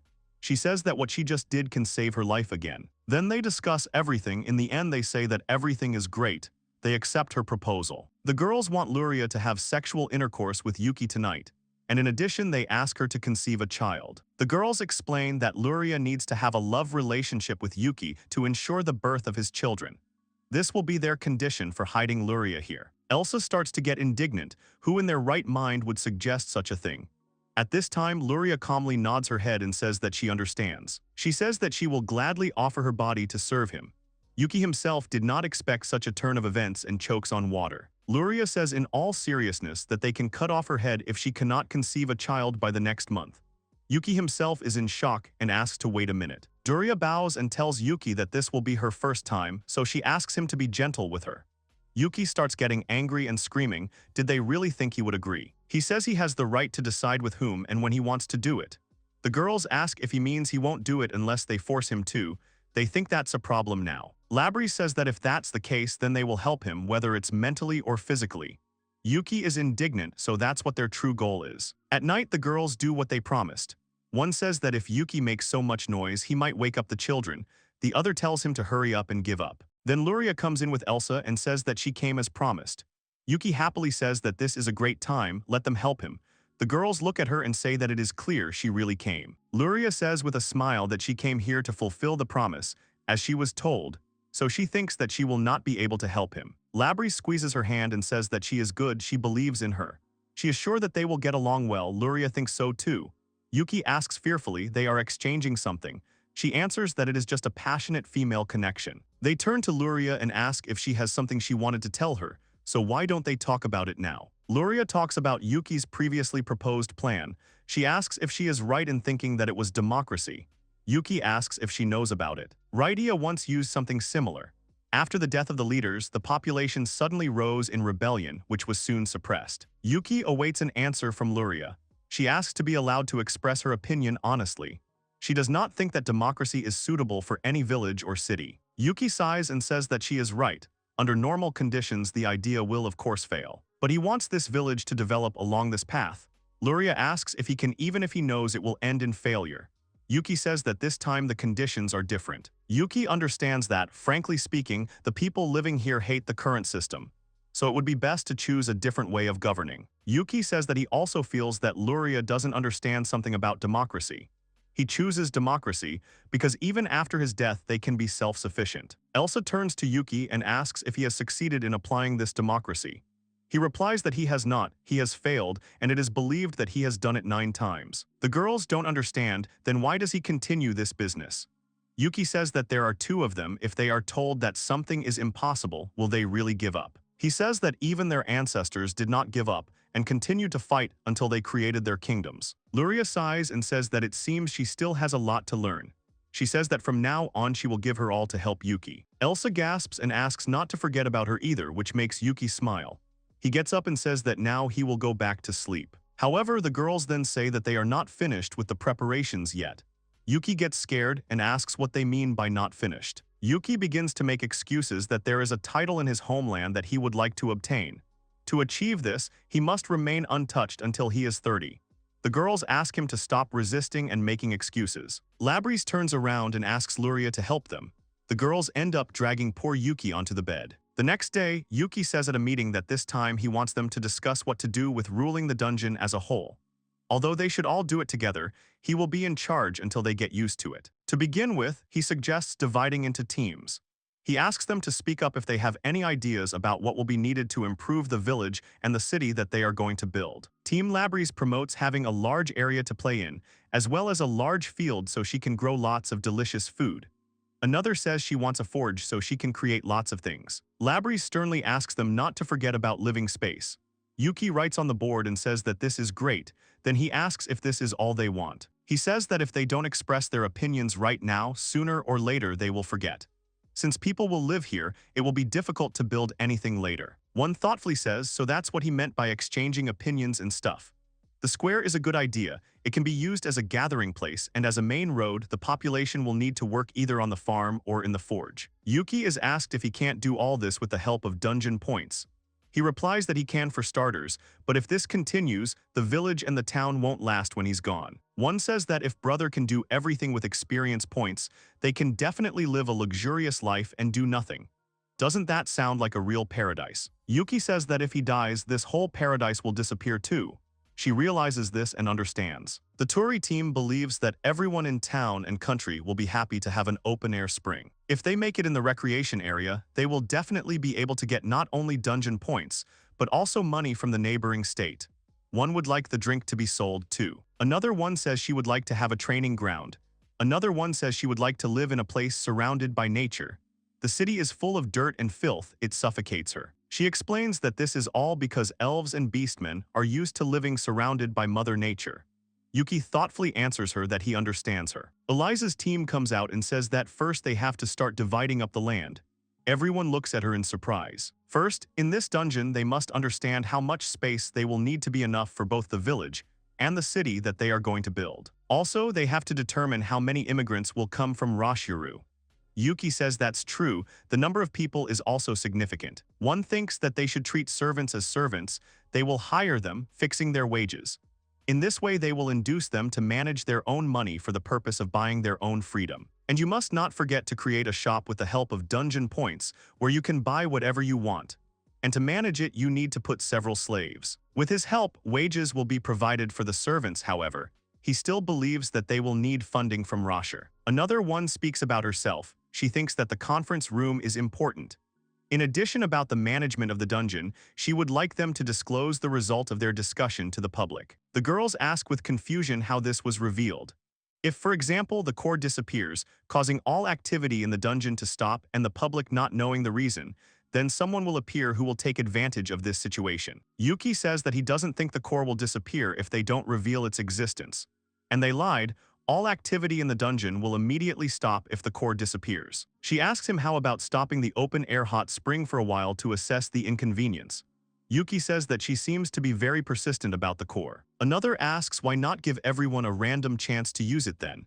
That way everyone can understand the importance of the core. If everyone can get what they want using the dungeon points, then they are sure that the desire to protect it will be imprinted in everyone. Another asks them to remember that they can use the common area of the dungeon to engage adventurous activities. Yuki says about this that he is going to give a core to each of those present here, so that each of them will create a dungeon. Splitting the current dungeon into smaller parts may feel awkward, but by splitting it up, productivity will increase significantly, and they may even start to bring new adventurers into the smaller dungeons. Yuki turns to Elsa's team and asks if there are any suggestions. Elsa says that there is no doctor here yet. Whether this dungeon is controlled by Yuki or not, there will always be unpredictable danger. Yuki begins to think that hiring a doctor will be difficult. Elsa asks with a smile to entrust the monitoring of the health condition to them. The girls irritably ask them if they really thought that this would help them. One apologizes in advance for being rude, but displaying a supposedly dead saint will definitely cause problems. Elsa sighs sadly. Suddenly, another girl says with a smile that in her opinion it is doable. Basically, they just need to change their appearance and that's it. They're like completely different people. On the other hand, if something bad happens, it means someone suspicious has entered the dungeon. And even if there is a problem regarding this, with the protection of the dungeon they cannot be harmed. Being protected by a dungeon doesn't mean they are completely safe. Yuki says this dungeon is safe, but there's only one. One assumes that it is still dangerous outside. As a precaution, Yuki will hand out rings to them and show them. He explains that it has the ability to teleport and can instantly transport them here, or, if they wish, it can send them to a higher level. However, they must make sure that they all return here. Rabbit says she thinks they should organize a police force to patrol the area. She thinks it will be all right if they offer this role to the servants. Luria says that it just occurred to her, but she thinks that it would be better if they created some kind of classification of areas in the village and city. Yuki understands and says that it is to separate the living and working areas for simplicity. One asks if it is really a problem if they are located by chance. If a private house is located near a noisy place, isn't it clear that the residents won't be able to properly rest? They understand that it makes sense. Yuki looks proudly at the board and says that he thinks that's enough for now. Now he suggests that everyone move on to dividing the land. Here one says that even though they don't know how many people will arrive, they will still distribute them. Yuki replies that they should at least plan out the living and working areas and levels, even if it is still a rough plan. Then one thinks that it would be great to place the village and the city somewhere on the third level of the dungeon. Yuki says that he understands, that's how they want to do it. Then in case of an attack, the first and second levels will buy them some time. He says that he is then going to adjust the first level to the protective measures. As for the second level, he is thinking of leaving it as is for now. Here little Asurin calls her brother and asks for forgiveness for calling him brother. Yuki smiles and says that he is not at all angry that they still call him brother. The girls are happy. Elsa awkwardly tells the girls that they can even call her that like their little sister. An awkward silence ensues. They start to say that Elsa is a saint. Oriel says that everything is fine, the two of them can safely call her that. The girls happily hug Elsa and call her sister. Yuki remembers and tells Asurin that she wanted to say something. Asurin asks him how the sky can get dark at night if they are inside a dungeon. Yuki explains that this is also thanks to the dungeon points. The weather can also be freely changed. She replies that she understands, if so, then they should add space for fields and pastures. Suddenly, a screen appears before my eyes. A girl addresses Yuki and says that they haven't seen each other for a long time. It's Soraria on the screen, reporting that they've completed their preparations on their part. She asks if he minds if she begins her report right away. Soraria says that they have finished the preparations on their part. She asks if it is okay with Yuki if she starts her report right now. Yuki looks at her with displeasure and then exhales, asking her to speak already. Soraria indignantly asks if he isn't being too cold, despite the fact that they haven't seen each other for a long time. He replies that he is quite busy here. First, 300 girls will be relocated. With the help of his soldiers, he will escort them to the dungeon so that Yuki can use them freely. Yuki asks what the second point is. As a starting capital, he will receive 300 white gold coins. Each family can receive from 1 to 5 coins. As for the goods, they have prepared everything necessary for the move and construction. In addition, they will provide them with a 15-day supply of food, and they will be exempt from taxes for the next 5 years. Yuki says that perhaps there is something else that can be discussed. She asks if there is anything else that he needs. Yuki tells her that he thinks they need jobs more than the money itself. He asks if she has any ideas about that. Soraria starts thinking. A soldier's monthly salary is between 3 and 5 gold coins, and the average family can live on 1 gold coin. Yuki asks if she said that based on her soldiers' salaries. She replies that it is. Although she doesn't think this can be used as an example for the dungeon, Yuki interrupts and asks her to wait a minute. He asks her to make sure that her soldiers bring in more money. Soraria looks questioningly and asks if even if they themselves do not have stores, he demands one. Yuki says that they will start building one right away. Soraria, shocked, asks what he just said. He explains that they will sell the shampoo that she liked. She says that if they are forced to sell the goods, wouldn't some bad guys want to steal the product? Yuki says that if the location of the store is unknown, there won't be anyone who wants to do it. Then he adds that that's why he hopes she can keep it a secret for a little while longer. She smiles and says that she'll make sure her soldiers don't let it slip. At least for the time being, when Yuki wants to keep it a secret. Yuki adds that he wants to create an adventurers guild.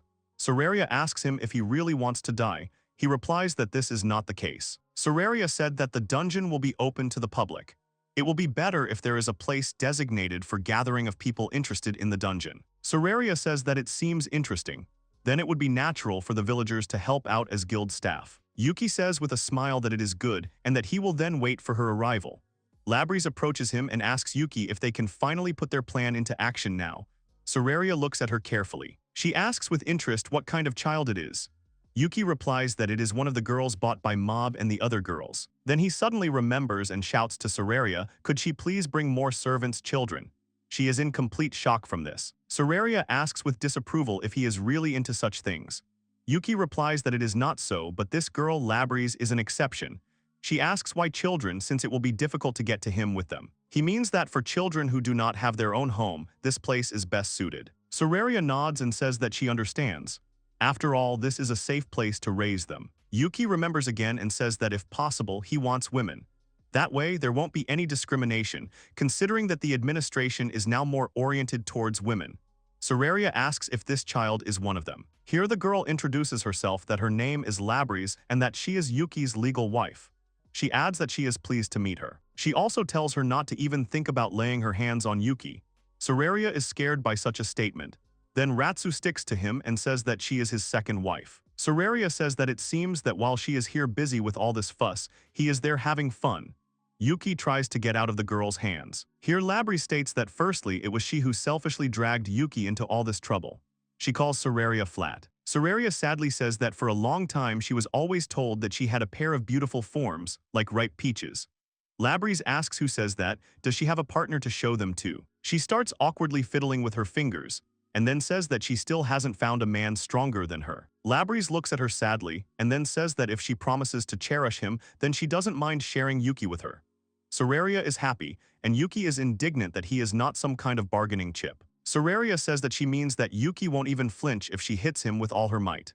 Ratsu asks her to just come over, bathe with them, and everything will be fine. Soraria says that then that is great, and that she will give him the opportunity to take a bath with her, so let Yuki be grateful. After these words, Soraria disappears from the screen. Yuki says that they will now focus on building houses for the arriving immigrants. As a reference, he asks what kind of houses they lived in before. One starts to say that she lived in a common room with colleagues in the guild dormitory. Yuki asks if there were private rooms there. She replies that they are only for nobles. Yuki thinks hard. However, Yuki was thinking about giving the servants their own rooms. Everyone looked at him in shock. One suggests that by doing so, the estimated figures will be much higher. Yuki believes that if they give them their own rooms, they will have nothing more to complain about. Ratsu says that having a job, a salary, and space is already enough. Yuki is surprised and asks why they don't like the idea of being given their own rooms. He ends up telling them all to follow him. They come into one room, the girls look at them in surprise. Yuki says that this is his own personal room. Ratsu looks at it and says awkwardly that this room is simply overflowing with the presence of his brother. Yuki says that when he has his own room, he can fully immerse himself in his own hobby. Here he takes the girl poses. There is a flash, after which he takes out a small film and gives it to her. She looks at a photograph of her being held in Yuki's arms. He explains that it's called a photograph. She captured what was happening on this piece of paper. Ratsu says that this is also simply amazing. Labrys looks and honestly says how she envies her. Yuki says that things like this are important. Wouldn't it be great if everyone had their own room? With their own space and these photos, people can decorate their rooms according to their interests. By doing this, won't money constantly circulate within the dungeon? Ratsu says, so that's his purpose. Yuki says that he will also prepare a personal room for each of them, so no matter what. He does not finish the sentence because Asurin screams that she does not want this. The little girls cry and scream, they want to sleep with their brother, they do not want to be alone. Yuki strokes and hugs them, saying that it is his fault. He promises that they will all sleep together. One of the wolf clan says that, however, she doesn't think he should force everyone to have their own room. In fact, she and these two prefer to live in one room rather than in separate ones. Then the other one says that she is right, then she offers to give out personal rooms to those who ask. Everyone agrees. Yuki says that there will be children among them. He asks how about starting to create a dormitory. Ratsu yells that then what if they charge rent for a personal room? Then that would also be considered a worker's privilege. Elf says they can make that their next target and suggests they start with the dorms first. And depending on the number of immigrants, they should start thinking about increasing the number of buildings they can buy for them. Yuki looks and says that everything is clear. Labries at this time tells all the girls that they can become Yuki's wives and bear his children. In this way they can always be together. She tells this to the little girls, which shocks Yuki. Asuran yells at Yuki not to try to trick them with this, because at least they know how babies are made. They begin to tell in detail what they are going to do with Yuki, and he, in shock, asks how they even know about such things. Labries explains that this is what every servant girl is taught, and children are no exception. Yuki grabs his head and says that this is a terrible truth that he does not even want to hear. Late at night, Luria comes into Yuki's room and asks for forgiveness in advance. Yuki says how persistent she is. Yuki sternly repeats that he already said that he does not agree to this. So why did she come anyway? Luria replies that this must be done in accordance with the promise given to Millie and Kaya. She is still under threat of death. Yuki repeats that she wanted to bear his child in accordance with the deal. Luria replies that this is so. The true goal of these two is to destroy Luria's dignity as a holy virgin. Labries asks if she really thinks that this is the reason Yuki will accept her proposal. Yuki hugs Ratsu and Labries and says that, as for him, he will only do this with the girls he truly loves. At this point, Labries gets up and tells Yuki that she is tired. They leave with Ratsu and tell Yuki to first listen to Lady Luria's explanation. They are left alone together. Luria asks Yuki if he will now listen to her explanations. Yuki asks her if she could stop calling him sir for starters. It doesn't mean anything when she just uses the word. Luria can't take it anymore and starts screaming that she's only using him to show how much she respects him. She asks why he's rejecting her. Is he really going to let her die at the hands of these two girls? She starts screaming hysterically that she doesn't want to die. She doesn't want to die at all. She asks if it's really so bad to ask for a favor so that she can stay alive. She takes off her clothes and asks if her curves aren't big enough. She doesn't mind if he fondles them. Yuki just closes his eyes. Luria starts to blush and then begs him, asks him to give her his child. Yuki turns to Luria and tells her how she is going to live from now on. If she lives only for the sake of reproducing descendants, then it will be useless. Does she hear him? Luria raises her head and begins to ask what he means by the words that her safety will be ensured. Luria says that if she does this with Yuki, she will be safe. Yuki asks her if she really thinks that doing this will actually improve her relationships with the others. Luria doesn't understand. Yuki sighs heavily. He asks if she has ever tripped and fallen before. Yuki says that falling is actually quite painful. She starts screaming, is he really calling her a little girl who tripped? She starts to get even more angry and screams that her own country actually betrayed her. So she begs him to help her. She asks if he understood her, so he should just help her. Yuki says that Elsa, did he know, actually bowed her head to Millie and the others. She begged for their forgiveness. Luria screams that she simply cannot do this. She falls to all fours and says that if her clumsiness only makes them angrier. Yuki says that's why he asks her to stop playing the role of the maiden in the game. In fact, everyone was ready to cry. Yuki asks her if she even understands why they didn't do it. She lowers her head and replies that it is because even if they did, it would not change anything. Yuki nods and says that is true. He adds that moreover, she is now trying to have a child, not in order to live, but so that they will allow her to do so. And in fact, she agrees with this. Luria leaves and walks emotionlessly down the corridor. At some point, she accidentally steps on the hem of her dress and falls. Here, Elsa meets her and starts treating her pain. Elsa asks her for forgiveness. After all, she is not a little girl anymore. Luria asks what she said, referring to the pain. She explains that small children, when they get hurt, start to panic and cry. They say this to make them believe that the wound has already healed. Luria says it's a peculiar figure of speech. Elsa smiles, clasps her fingers and says she prays for their safety and that one day she will be able to return the important thing given to her. Luria looks at Elsa in surprise and asks if she really got something special from them. She answers that it is so, she got something very important. She says that they are able to get up again and not cry even after falling. These children are so wonderful. Before, she always cursed her unfortunate fate, but after arriving here she realized something. After all, she was just a little girl who, having hurt herself, could not get up. Elsa gets up from her seat and says that she will look for something she can do. Otherwise, she will simply be ashamed in front of these children. Luria smiles and then says that she is right. Even though they are only little children, they are able to get up again and again, so they should try too. The girls have been watching them all this time. Ratsu says that everything happened just as her brother planned. Elsa talked to her about it. Since the condition put forward by Millie and the others was too harsh, they tried to intervene, but to think that her brother would tell her to stand on her own feet. Labries asks if there was any need to rush things at all. Yuki replies that he doesn't have time to take his time. If Luria wishes it, he considers letting her control Rydia. This girl used her position as a saint as a shield to gain permission to participate in the management of the dungeon. Ratsu asks if this means she still has some level of influence, to which Yuki replies that it is true. Yuki asks if they understand that if she truly wants to be saved, then she has no choice but to take this position. Ratsu says that this explains why the brother wants to restore Lady Luria's status as a saint. But since Yuki said that they don't have enough time, then that means something. A week has passed since Mrs. Luria arrived here. There is a good chance that people think she is already dead. So there is a problem. Yuki asks them what they think is the reason why there is someone who sent killers after Luria's soul. The girls assume that this is because Mrs. Luria, with her power and authority, stood in their way. Ratsu says that then that means there is also a group of people supporting Mrs. Luria. Yuki says that is true, all for the sake of getting rid of that faction. Ratsu says that if it is announced that she was involved in what happened here, then they can instantly change the balance of power. But why would they try so hard for Mrs. Luria? Yuki reminds him that he never said it was for her. Even if she is killed after this, Millie and the others will be happy. And if she is successfully reinstated, they will receive more support. Ratsu tells Yuki to stop making excuses. Labrie says he can just say he wants to save her. Yuki blushes and asks them to listen. He says that if they make a wrong move, it will bring trouble, and they just can't help but think about the benefits. The girls say that Yuki is such a bad boy. In short, until these people have had time to settle down, Yuki wants Lady Luria to be able to get back on her feet before sending her back to Rydia. Yuki says that in the end it's useless if she doesn't want it herself. Kaya is sleeping and has a dream. She sees someone shouting at her and asking her to hold on. Some guy is taking her away from the fire. Kaya asks the guy for forgiveness and asks him to just leave her, because at this rate they will both be caught. Then she hears a voice that exclaims that they are here. It is Minister Roval. The guy shouts to Kaya that he will protect her. They run. He thinks to himself that he can still run. Then an axe flies at his head and hits him right there. She falls along with the corpse, after which Minister Roval pulls her by the ear and lifts her up. He says what a pretty girl she is. He offers to sell her.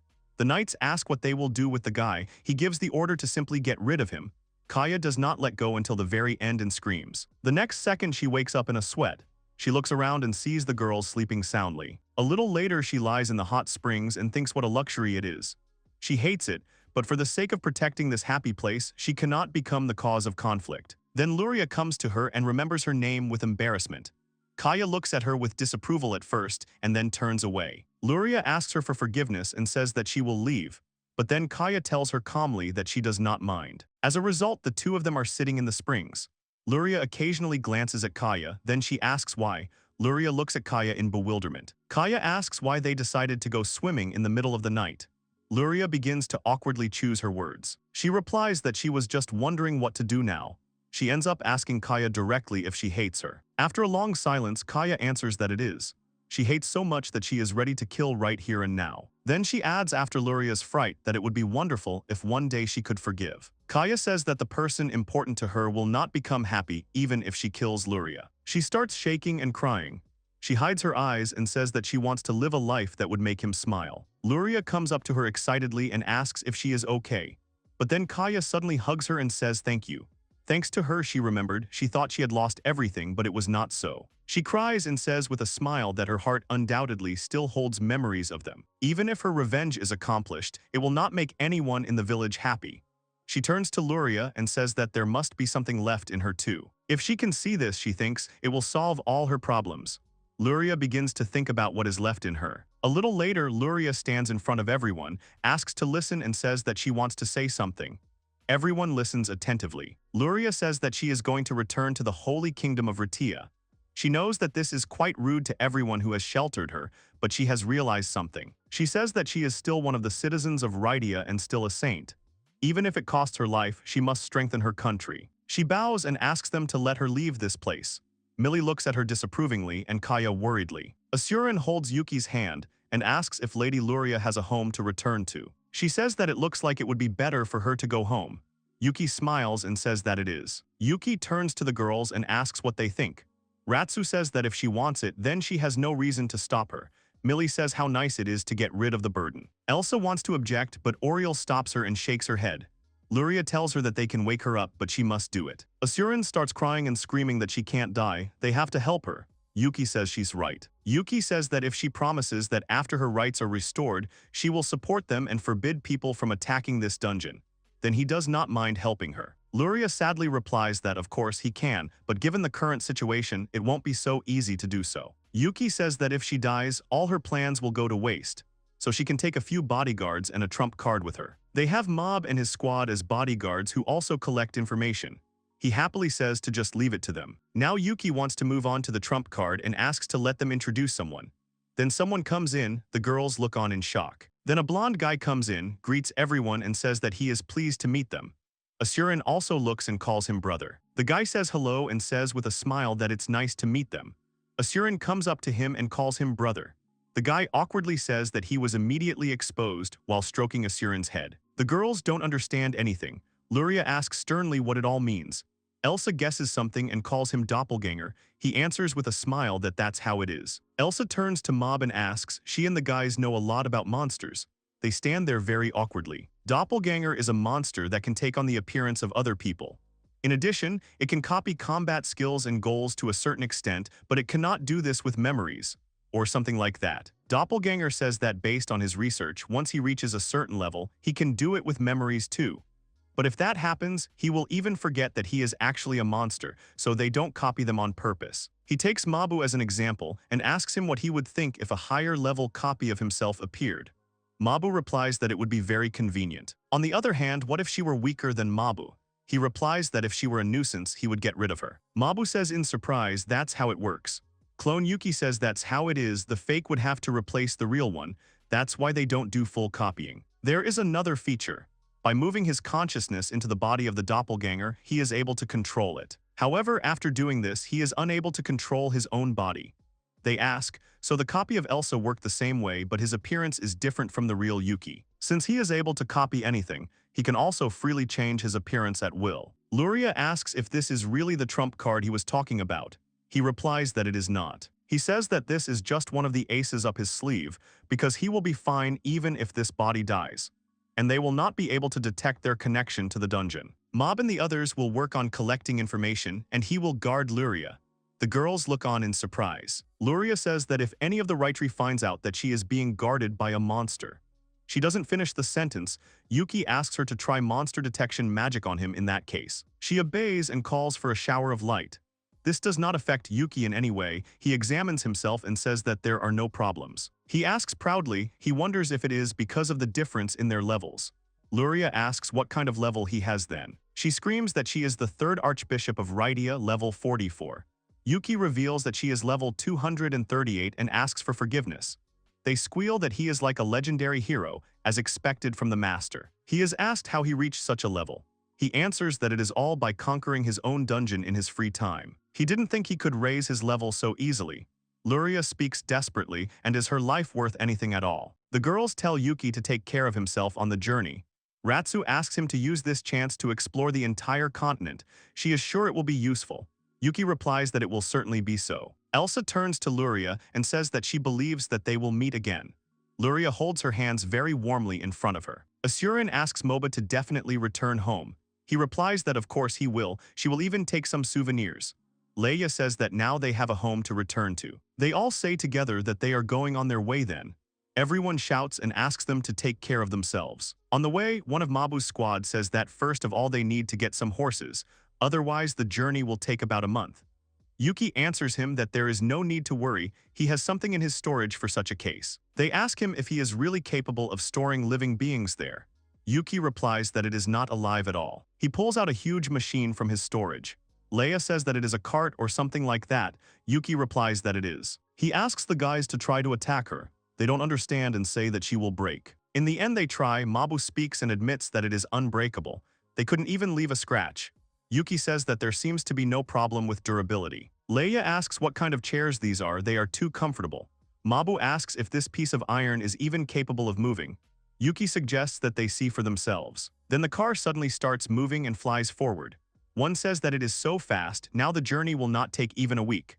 Luria looks out and says that it is amazing, just think that they can travel, observing this beautiful view. Yuki says that they will get out when they get close to the city. They are planning to pull off a big deal, and the car will be very conspicuous. Yuki asks what village they think they should visit. They tell him that there is a small ancient village called Kiris near the border between Rashuru and Rydia. To get there, they will need to pass through an outpost. Mabu asks Yuki to tell him if this thing needs to rest. Yuki tells him that the machine is not alive. They are shocked and ask if he is serious. He says it is wonderful and drinks. During this journey, Mob and the boys helped him, and he, admiring their strength, joined them. At least this is the scenario they will use this time. And Luria Yuki considers his older sister. He calls her sister and asks her to pass him a bottle of tea. Luria admits that it is such a strange feeling. Suddenly they hear some scream. The monsters surrounded someone who is pitifully screaming not to come closer and to get lost. They see from afar that they are fairies. The girl screams, hugging the little girl, asking to save her. The boys turn to Yuki and say that they must save them. Luria doesn't understand and asks why fairies would appear here. Mabu excitedly asks Yuki if they aren't going to fight them. Yuki smirks and replies that they aren't going to. But he pulls the wheel away and points the car straight at the monsters and knocks them all down at once. Mabu looks and says how bloody it is. The girls are shaking and afraid. Yuki comes out and says that they came in peace if they believe they will cure them. The fairies refuse to believe and ask them to leave. Then she opens her eyes and is surprised that there is a man in front of her. Yuki says that he does not have time to answer all her questions. Yuki shouts that if they go with them, they will heal them, but if they don't want to, they will just leave them here. The fairies do not answer and do not move. Yuki says that he understands, turns away, and then wishes them luck. Then the eldest says that she will go with them, so she asks to save this girl. In the end, they walk together. The elder fairy is indignant. Why don't they ride that carriage? Yuki replies that it attracts too much attention, since now with them also representatives of a rare race too attractive. Not to mention that saving them is not their main goal. The fairy asks why he doesn't behave nicer to the fairies. Doesn't he need enchanted items or an elixir? Yuki asks if they are faster or stronger, and can be used to kill monsters even easier than with his machine. The evil fairy is shaking. Mabu is indignant. Is this really the race of fairies that most countries consider sacred? One says that fairies have great magical powers. They live deep in the forests and have a unique culture. They are famous for their enchanted objects and elixir. As far as he heard, they are the best in the world. Leia says that in addition, all those who tried to conquer the fairy village to lay their hands on these treasures were destroyed. That is why people usually try to earn their favor and not to conquer them. Yuki asks if it is true that the elixir is the very same healing potion. She proudly answers that it is. It is an amazing potion that can cure anything. Yuki asks her if she doesn't have at least one with her. If they could create one so easily, they wouldn't be running now, and their village wouldn't be destroyed by monsters. Yuki clarifies, so the great fairies were defeated in magic.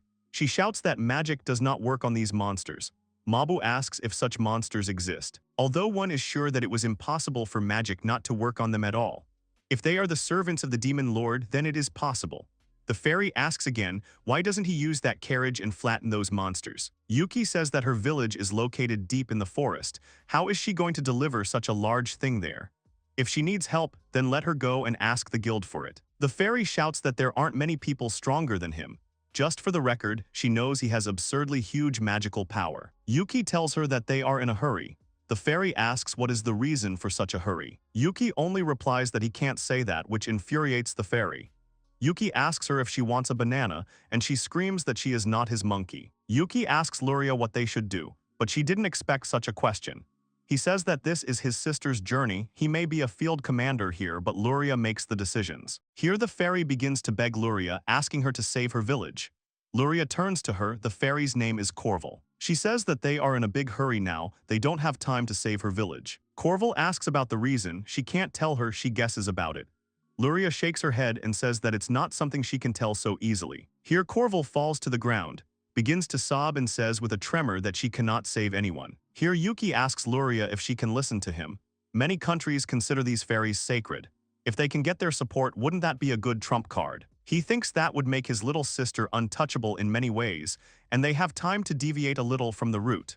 Luria says it would be better to get there sooner. Yuki says that they can't solve everything in the blink of an eye, it's just his suggestion. In the end, the decision is still hers.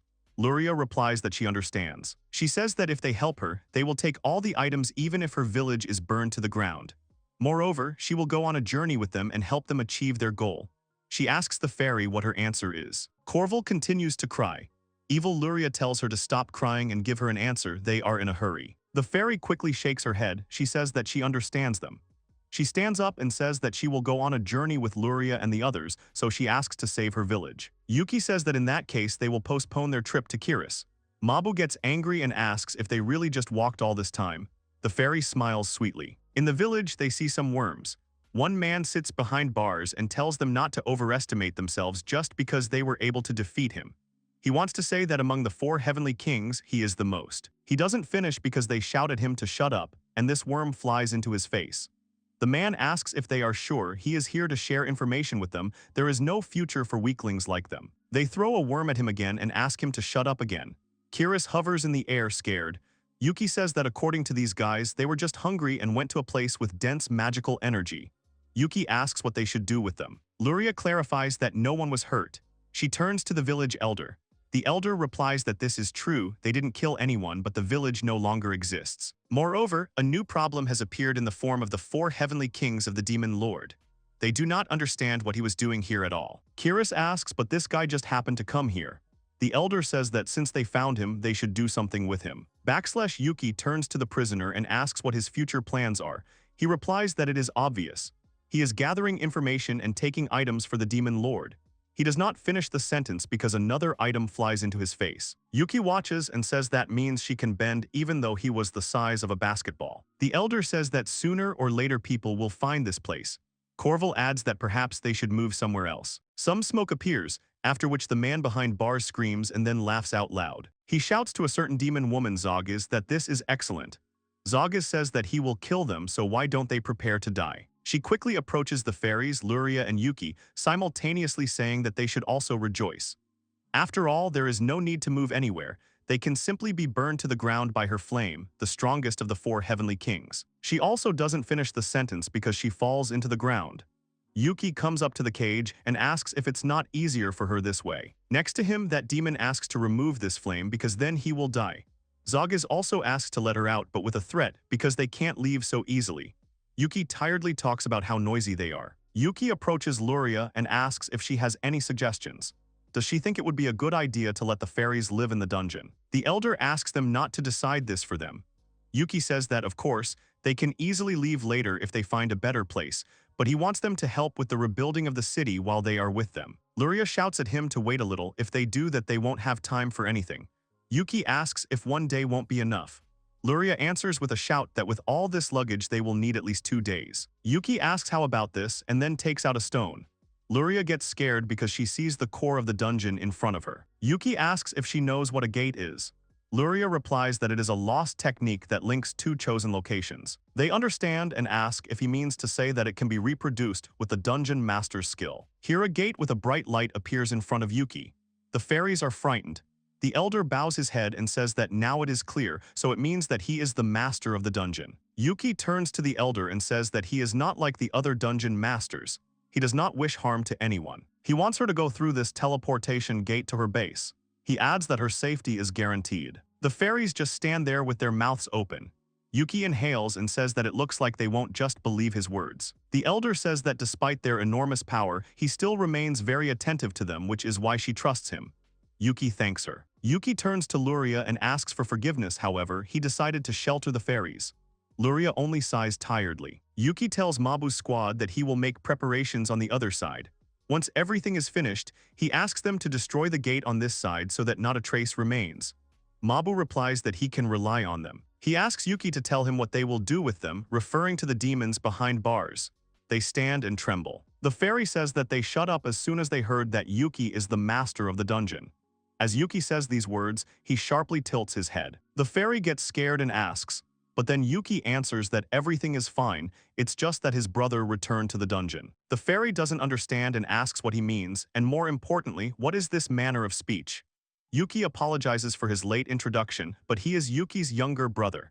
He is a doppelganger and his name is Q. He explains that usually this body is controlled by Yuki, but now he has returned to the dungeon and is preparing to meet the fairies. He asks everyone to listen and says that by entering here they will find themselves at their base. For safety reasons, the exit is sealed with magic, so once inside they should continue moving forward. The fairies all go forward and find themselves in a dungeon.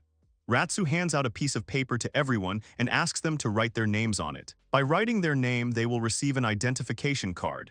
Millie says that if they want a drink, they should put a cup in the machine and press a button, after which it will fill up. Asurin comes up with onigiri and tells everyone to help themselves if they are hungry. However, someone bumps into her and all the onigiri fall. Corval is on the floor, Yuki recognizes her and talks about it, and she doesn't understand how he knows her name. Then she gets up and suspects that it is Yuki. Yuki remembers and says that this is the first time she sees him like this. He explains that this is his real body. Corval understands and says that this is true. Yuki tells her that he would like to ask her for something. Then someone turns to the elder and says that she is Nargia-san. Let him hang it around his neck, meaning a badge. Yuki asks Labries how things are. According to her clairvoyance, none of them are lying. Labries says that they are all real fairies. But it's actually an interesting idea. By making an ID card for each of them, he can confirm their true identity. She adds that although up until now, to see someone's name and level they used crystals. An elder flies up to them and asks what they did with those self-proclaimed 2 of the 4 heavenly kings. Yuki asks her how she knew he was Yuki. The elder says that she can track magical energy to some extent. Of course, she won't tell the others. Yuki doesn't like it when he hears about these 4 self-proclaimed heavenly kings. He asks her herself what she thinks they should do. The elder asks if this means they are asking her opinion. She says that whether they kill them or put them in prison, in her opinion, it makes no difference. By putting them behind bars, they might learn a little about the Demon Lord's army. The elder adds that there is a chance that they will lie, and if they escape from here, it will be a problem. She says that if they kill them, then they won't need to keep an eye on them. If they really are the 4 heavenly kings, there's a high chance that this place will become the target of the Demon Lord's army. Yuki says that in that case, it is better to leave them in the flight hole for now and return to them later. He wants to add more, but he is distracted, and the fairy says that she brought her. Luria stands in front of him. Yuki says that he thinks her problem would be best discussed with someone of higher rank than Corval. The elder says that if she can really help, she will give her maximum support. Corval also agrees with her. Yuki says it's a pretty complicated topic, but in short, they'll need to agree to receive his protection first. The fairies answer that they understand and that they do not object at all. The elder wants to receive his protection, Corval also agrees. Thus he explained the current state of affairs to the elder of the fairies. The elder says that this is a really difficult situation. They also want to help them just like Mrs. Luria saved them. She asks what they should do to gain control over Rydia. Yuki approaches her and asks if she can give them 3 elixirs. Corval says that the elixir, if they know, is worth 150 gold coins a bottle. There's no way they can give it up so easily. Yuki says that's the reason. If they say that Corval and the others support Luria by giving her an expensive elixir, it will be considered proof that the fairies support Lady Luria. However, the elixir is very valuable. The elder says that he will give them 2 bottles, but in exchange they will give them more magic items. She asks how about this condition. Yuki turns to Luria and asks what she thinks about this. Luria gets up from her seat and goes to the elder. She bows with tears and asks to accept her sincere gratitude for her generosity. The fairies are surprised. The elder asks Luria to raise her head. She says that they too are very grateful for their help in difficult times for them. The elder turns to Corval and says that she is a little worried about her going with her, but she asks her to be useful to Luria. She replies that the elder can rely on her. Yuki then says that the 2 of them can go back. This matter has taken them a lot of time, so they need to hurry. Luria says that so be it, but they still have a whole day. Yuki says that it doesn't change the fact that they need to hurry. Even though they've gained a lot of support, their fight is just beginning, so they shouldn't relax. Luria agrees and says that she will go then. The elder tells Yuki that he is both so good and so strict. Yuki replies that there are many things to consider. The elder agrees and says that it is true. Then she suggests that maybe they should go back and join the others. One shows all the fairies that she will now show them their shared rooms. She asks them to split into groups of 4. The elder takes a booklet about the dungeon and begins to read. The elder tells Yuki that this place is simply amazing. She asks how he got all these tools and knowledge. Yuki says with a smile that they will talk about it later besides. He falls silent and then beckons her to him with his hand. Yuki and her come into the room. Yuki says that they have prepared a separate room for her. The elder looks at him and the room in complete delight. Yuki explains that it is built for humans, so there may be some inconvenience. The elder is happy and says that everything is fine. Yuki shows and says that she can leave her clothes and things here, talking about the wardrobe. The elder says that it is so convenient. She asks if they are in every room. Yuki replies that they are. She can use this room temporarily until she gets used to everyday life in the dungeon. The elder asks if it is temporary, so there is other housing here. Yuki says that is true, and they also have workshops and places to rest. The elder says that is amazing. Yuki says that he will wait outside then and then goes into the corridor. He meets another one and asks how she is doing. She replies that everything went according to the instructions. It would have been difficult without him. The guide is a reference, created to get people used to life in the dungeon. The 0 stage includes the end of training and the settlement of guests. The first is determining the number of guests and creating maps, conducting a tour. The second stage includes an explanation of the controls, familiarization, an explanation of how to use the bathroom, and a quick overview of the lessons. The third stage consists of an explanation of the places of rest and a detailed explanation of the activities. The fourth is a tour of the dungeon and the workplaces. The fifth stage is the recording of the desired job, internship at the selected workplaces. Today's schedule will complete the first stage. Now they will not set any time limits for familiarization and adaptation. The sixth stage is learning in the process. The seventh stage is the end of the training period and the final move of the residents. Yuki asks if they will move on to the second stage tomorrow. She answers with a smile that this is so. In the evening, Yuki thanks his girls for their hard work. Yuki says with a smile that it was a good rehearsal. Ratsu turns to him and says that she won't be able to bear it if he doesn't sleep with her. Yuki says that they will move on to the next schedule. He is going to discuss it with the fairy elder. He asks his people if they are okay with it. Ratsu says that they are okay with it. The elder looks at him and says that this is wonderful. To think that they let her use dungeon points too. She turns to Yuki and asks if he really doesn't intend to be the sole ruler of the dungeon. Although he is actually thinking about bringing her into the management as a representative of the fairies. The elder replies that she would be happy. Yuki says that unfortunately they have no money at all right now, so he can't pay her for her work. The elder says with a smile that they accepted them, so she doesn't mind working for free at all. Not to mention that help from Rosher will come soon. Yuki says that since they haven't received it yet, they can't be sure. He speaks thoughtfully about this. The elder says that if they need money, it will be fine if they use the forge. Yuki asks in surprise if he really thinks of making something to sell. Besides, he is ashamed in front of the fairies who have a large supply of mana, but he will distribute 1 dungeon point to everyone, regardless of the amount of their mana. The elder says that she doesn't mind, after all, giving more dungeon points to the rack with more mana will only split them. Yuki awkwardly thanks her for understanding. He suggests moving on to the next question. A little later, Labbers stands in front of everyone and says that she is pleased to meet them. She holds the highest position in the management. She introduces herself. She says that if they ask why such a young girl like her ended up at the helm, it is because such was the dying wish of Lady Elsa. And even though she is in charge, she is not the only one who runs this place. This place is different from all the places they have known before. This is a city where they can express their opinion. The crowd begins to think and say that Labbres is so cool. One tells the other that they must try hard and bring as much benefit to their brother as possible. In addition, Labbres suddenly pulls out his sword. The crowd is shocked and says that this is the skill of the dungeon master. While living in this place, they will gain 1 dungeon point every 10 hours. They can then use them to get whatever they want. The right to use this skill is given to the elders. So Labbres asks to use these points to get what he wants, after discussing it with everyone. The elder asks everyone to listen. She suggests not to use them for personal gain. Instead, she suggests using them to improve the living conditions for everyone. First, she will prove to them that she can use the dungeon points. She will get something that can only be obtained in this place. She shows the jar and says that it is a snack called ice cream. She takes a spoon and tries the ice cream. All the fairies also try it and say how delicious it is.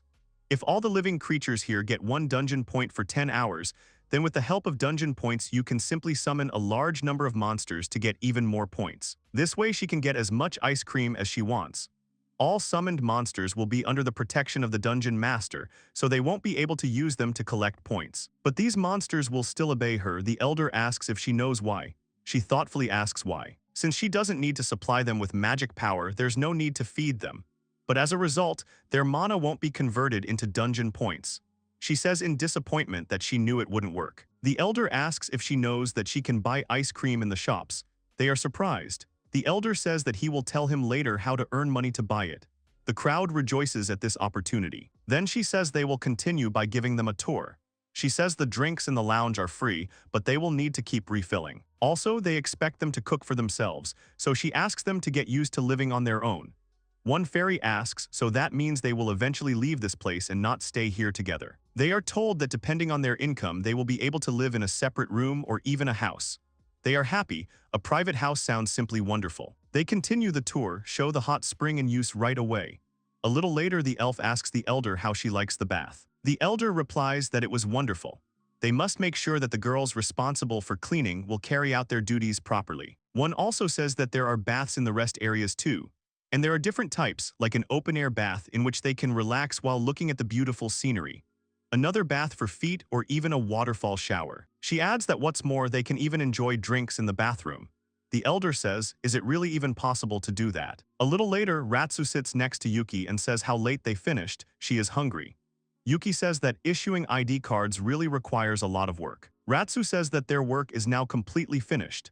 Then she sees the card and asks Alice if she knows where the elder is now. At this time, the elder sits with Kaya and talks about whether such a level of luxury is even legal. She does not understand and asks what she is talking about. She says that they rule this place, so they are the law. The elder supports her and says that she is absolutely right. At this time, the girls are working in the forge. The elder asks Furia to calm down. The elder says that blacksmithing is the art of putting your soul into the work. She understands that she wants to be as helpful as possible to Yuki, but she asks her to focus and take it step by step. A sad Furia asks her for forgiveness. The elder says that she still hasn't seen Yuki today. Furia says that her brother went to help Lady Luria. The elder then says that this is quite problematic. Furia asks if something is wrong. At this time, everyone in the store is screaming in panic that they are running out of goods. Cashier Ratsu is screaming that you need to stand in line to pay for the goods. The elder awkwardly says that she knew it would turn out like this. Kaya screams in panic, asking how she knew that. After all, this place is so different from everything on the outside. The more visitors understand the wonderfulness of this dungeon, the more they will enjoy shopping here. Ratsu says that it feels like another 300 are coming here. Asurin says that then they are all corpses. While they are free to choose their occupation, they still need to make sure they have enough people to maintain and manage the dungeon. Then one says that they should help too. Ratsu wearily says that she knew it was somehow impossible. She says they need help to cope with the number of people coming. It's a good thing the fairies made them realize the problem before more people came. Here Yuki says that he has two solutions. The first is to limit the number of customers coming to the store. And the second is to make the fairies work in the store. There are quite a lot of them. The elder says that in that case she has a request. The money that they received to learn or use, they have all already spent it. She says with embarrassment that she is terribly sorry, but she asks if they could pay them daily. Yuki asks what their income is today. He is told that the income is 8,561 fowls. Since they gave each of the 57 fairies 50 fowls, the total was 2,850, and even so they came out ahead by 5,711 fowls. In short, each of them used about 100 on average. Yuki screams that this is crazy. He says that fairies are actually rich. The elder says how embarrassing she is. The elder asks if someone has invaded this dungeon. Yuki says that a humanoid-like living creature has entered the detection radius of his enemy search. He asks the girls what about the report on the other pets. Millie says, as he said, someone is approaching the dungeon. Here Asurin starts to cry. Then someone turns to Yuki and says that Asurin's familiar was killed. Kind of screen appears in front of them. They hear groans and pain and an appeal to the owner of the dungeon, asking if he can hear her. She says she felt like she was being watched by a strange animal. He is asked if this monster belongs to him. They came here after hearing that a new dungeon had appeared, to think that he would use such a gentle animal. This girl with a smirk says that it's good whatever it is, she's just killing time, so let him try to answer. Here Furia feels something and twitches. Furia's familiar has just been killed. Everyone looks on in horror. Yuki starts to get angry and asks who this girl is. The elder says to think that she is able to detect familiars, she is definitely not ordinary. Everyone looks at each other sadly and thinks. Here Kaya remembers about the bloody princess. Everyone looks up in horror and asks if this is really the same merciless demon queen. One perplexed asks who this bloody princess is. Oriel horrified tells Elsa that this can't be. Kaya trembles and says that she thinks so too. She is wearing that same black dress. They suggest that everyone be evacuated immediately. Here Yuki raises his hand and asks them to tell him who this bloody princess is. They look at him in surprise. One begins to tell that the bloody princess is one of the 2 demon lords living on this continent. Millie doesn't understand why she came here. Could it really be because of those self-proclaimed 4 heavenly kings? She always travels alone, destroying everything around her at her own whim, which is why she is called the fierce demon queen. As for the origin of the nickname Bloody Princess, it is said that her dress was previously white, but being soaked in blood again and again, it turned black. Kaya comes and shouts that she has evacuated everyone. She calls Yuki to quickly leave the room. Yuki refuses and says that he will greet the demon queen. If he dies, then just let them leave the dungeon and create their own using the dungeon core that he gave them. Ratsu angrily asks if he is really going to fight her. Yuki asks her to just calm down. Yuki says that he will retreat to the deepest part of the dungeon and run away if things get dangerous. Labbers holds his hand tightly. Labbers then says with a smile that he is not lying. Ratsu asks him to make sure to run when it becomes too dangerous. Yuki waves his hand and asks her not to worry, to just leave it to him and move forward. Here everyone is informed that the Blood Princess has entered the dungeon. Now the enemy is on the 1st level. Yuki gives the order to the goblin and slime armies to form interception lines on the 2nd level as soon as possible. Yuki watches the screen and sees a person. Her name is Diria Ryu Castle, a demon queen who is 235 years old and is on the 412th level. She covered all 5 kilometers of the 1st level in just 2 minutes. That means her average speed is about 150 kilometers per hour. Yuki thinks he's a real monster. Diria walks and does not understand what kind of dungeon this is. What is the point of creating a sky in a dungeon? As soon as she descends into the dungeon, she realizes that she cannot use magic. She falls to the floor, and as soon as she raises her head, she sees Yuki in front of her, who believes that this is the Blood Princess. Diria is indignant and says that she actually has a name. She is talking about her name. Yuki apologizes and asks if he can then call her Diria Dono. She screams how rude it is, shouldn't he address her by her last name according to common sense? She tries to use magic but can't. Yuki says she's caught. Yuki says that she just suddenly burst into someone else's house and is now muttering something about common sense. He asks her to refrain from visiting this place until its official opening. She does not understand what kind of nonsense this is about the official opening.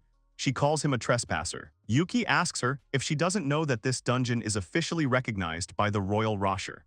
Diria says that she only knows for sure that the only way to gain control of the dungeon is to kill its true master. She screams at him not to look down on her. He holds out his fist, but then the slug grabs her fist. She says in horror that this can't be, is a pathetic slug really capable of such a thing?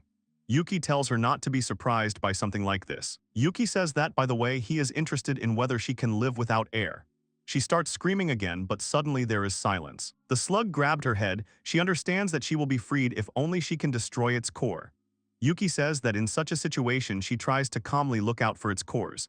Yuki asks her to show then what she is capable of. If she can't deal with a problem like that, she won't get very far. He suggests that she just end it all. Suddenly she sees her hand moving. She doesn't understand why her hand is moving on its own.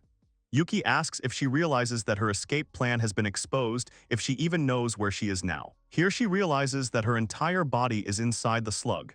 Here she begins to wish herself good night. She thinks about her home country, which was once destroyed in an instant by war. But thanks to the skill of the growing flower, all the experience of the dead soldiers flowed to her, after which she destroyed the entire enemy army. And the white dress given to her by her father was soaked through with blood. It's quite ironic that the enemy country couldn't kill her, because they killed all her relatives. In order to prevent such a tragedy from happening again, she distanced herself from the existing states and went to destroy bandit squads, dungeons, and stupid kingdoms. Before she knew it, everyone was calling her the Demon Queen. And this time, she heard that Lady Elsa had been killed after entering one of the dungeons, so she hurried here. All the girls stand in front of the graves. Diria stands to the side with Yuki and says that it seems she misunderstood everything. Yuki says with a smile that it's good that everything is cleared up. Then he asks what she is going to do. She says that since she is the one at fault, she has no choice. Yuki tells her not to run away.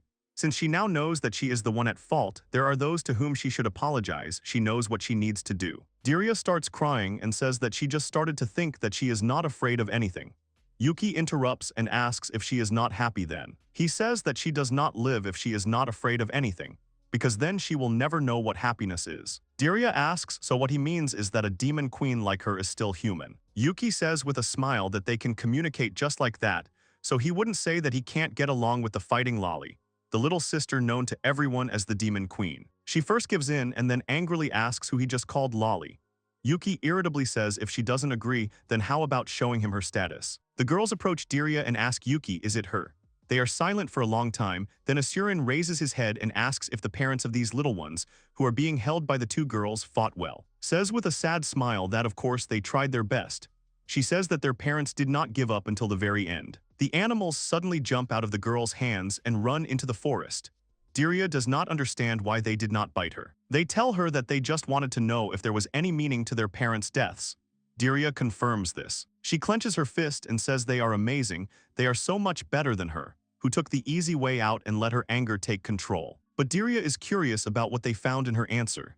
Labbers asks how about asking them about it one day. Dirya does not understand her. She explains that in the end, since she brought them so much trouble, she will have to work here for some time. Dirya doesn't understand and asks the girls if they are sure it's okay to let her get off with such a light punishment. Here the girls take her away, holding her by the shoulders. Millie says that since she has ridiculed the control system of this dungeon with her words, they want her to work hard. For now, they'll make her cook food for 70 people, put the goods on the shelves in the store, clean the bathroom. Dirya screams to stand, there's no way she can handle all this alone. And they tell her that she is the queen of demons, so how about cloning herself? She screams that they should not compare her to some slugs. Dirya tells Yuki with displeasure that he is the ruler of this place. She believes that someone dangerous like her should be locked up. Yuki says that here they solve everything through discussion, so he advises him to just give up. A little later, Kaya watches as Dirya diligently scrubs the floors with a brush. Then Ratsu watches as Dirya dusts. The cooks see her cooking and others see her carrying food. A little later, Dirya, in Yuki's arms, sobs and says that he is the only one who is always kind to her. She thinks that these girls are just crazy. In the background, the girls laugh maliciously, and Dirya promises Yuki that she will always be by his side. Negotiations are taking place in the building. Mabu turns to Yuki and apologizes for having to do this when he just arrived, but he has something to tell. He says that it is about Lady Luria. On the way back, she was attacked and killed by monsters, after which her body was cremated. At least that is what her guard reported upon her return. Luria and Yuki are sitting in front of them. As they expected, according to their report, the monsters attacked on the orders of the Demon King. Yuki immediately says how boring this is. Yuki asks if there is a village near the place where Luria supposedly died. Mabu replies that this is true. Mabu asks how they know about this. Yuki replies that it is very simple. The news of Luria's death was sent out by the Ryterian extremists, and to convince Luria's faction, they will need the people of this village. If people believe that she is dead, then upon returning, everyone will consider her a fake. Well, he doesn't believe they've managed to take full control of Rydia yet. The real problem is how to make them believe that Mrs. Luria is still alive and get her into the heart of Rytra. Mabu remembers one girl and says that her name seems to be Arshtol. This new saint was so upset by the news of the death of Lady Luria and did not believe in the knight's excuses. Luria says that she is a very passionate and righteous girl, but she is still too young, so she is a little worried that she is simply being manipulated. Yuki eats meat and says that if even the one who was being simulated noticed it, then it is true. Mabu says that they have information about her. 10 days ago she left Rydia, heading for the village where Mrs. Luria had taken her life to see if there was anything left of her. The journey there by horseback should take about 4 days. Yuki says with a grin that they do have a wonderful carriage. Cass says that the carriage is capable of moving at incredible speed. Fairy and Luria tremble with fear. Yuki asks Mabu if it's true that Kiyu's registration as an adventurer hasn't been completed yet. He replies that it is. Yuki grins and says that he just came up with a great idea. A little later, they come to a room where they are recognized, especially by Mabu and Cass. The girl behind the counter says how glad she is that they are completely okay. Cass says that they want to register him as an adventurer, pointing to Yuki. He adds that he is a victim of the war who came to them after they saved him. Yuki says that he will become stronger, and just like Cass and his friends, he will help people in trouble.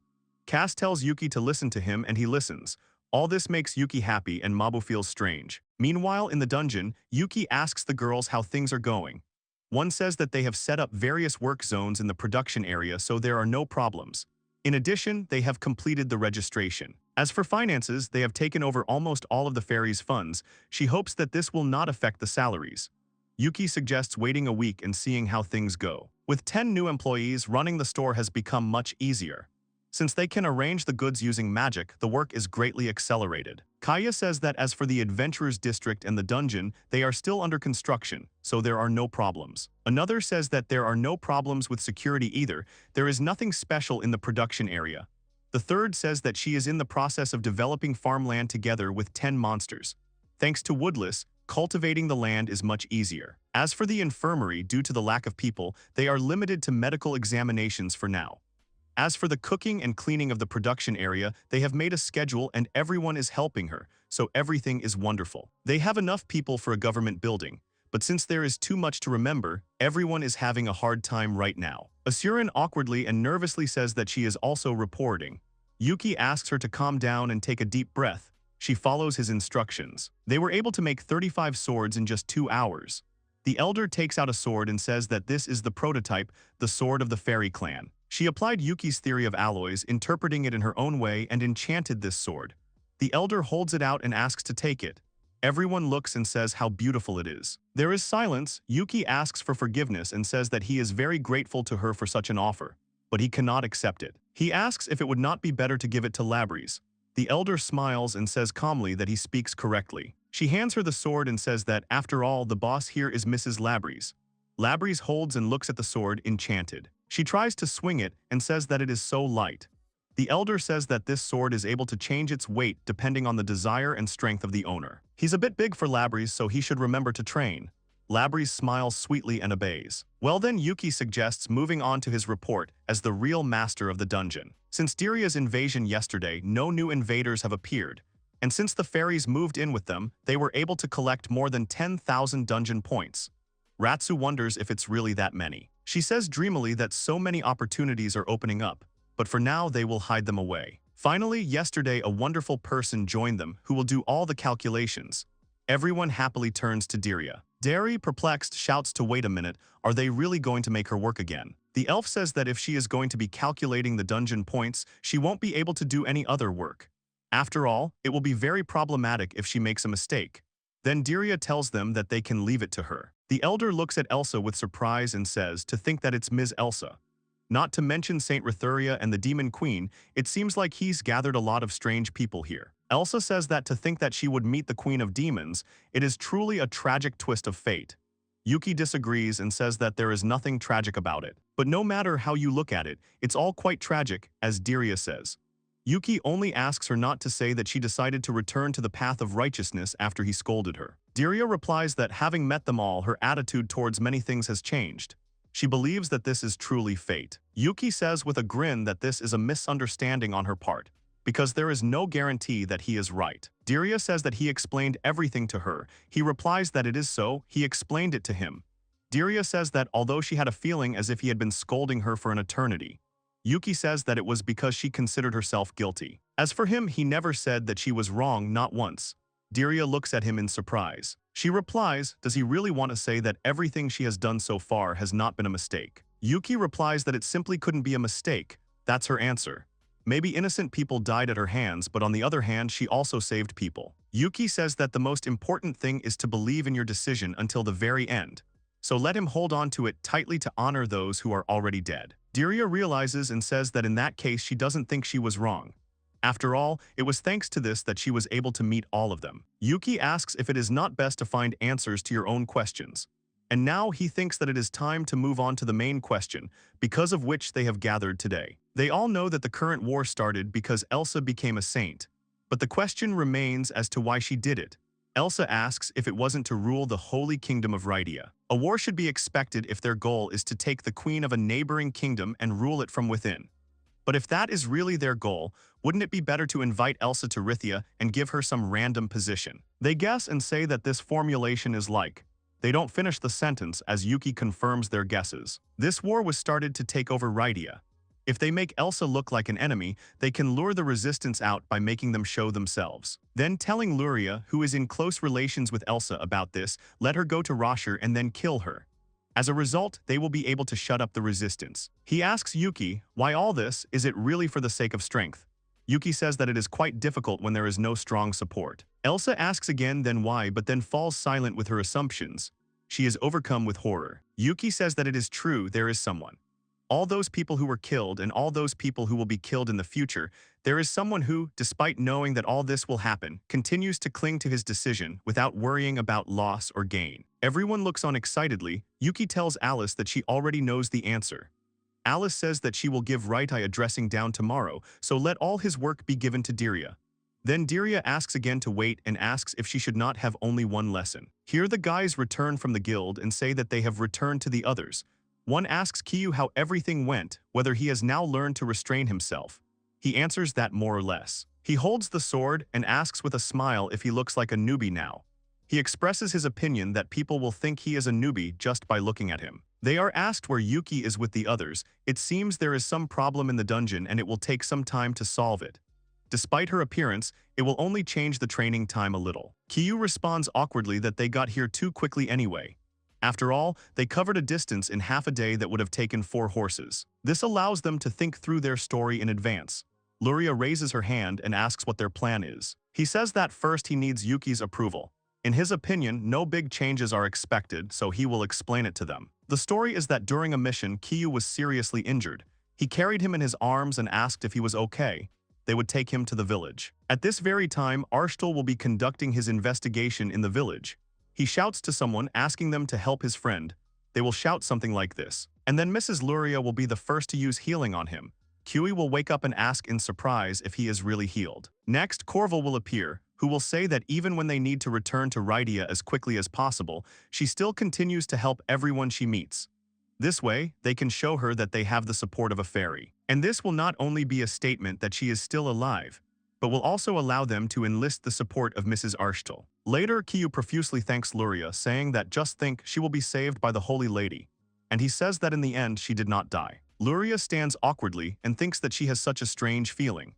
They say that they will definitely repay her for her help one day, asking her to allow them to protect her on the way to Rydia. Here Arstal tells Luria wouldn't it be a better choice to entrust her protection to these people. Everything is as Yuki and Kaz planned. Luria tells her that she is right. Luria says that if they don't mind, she would like to hire them as bodyguards.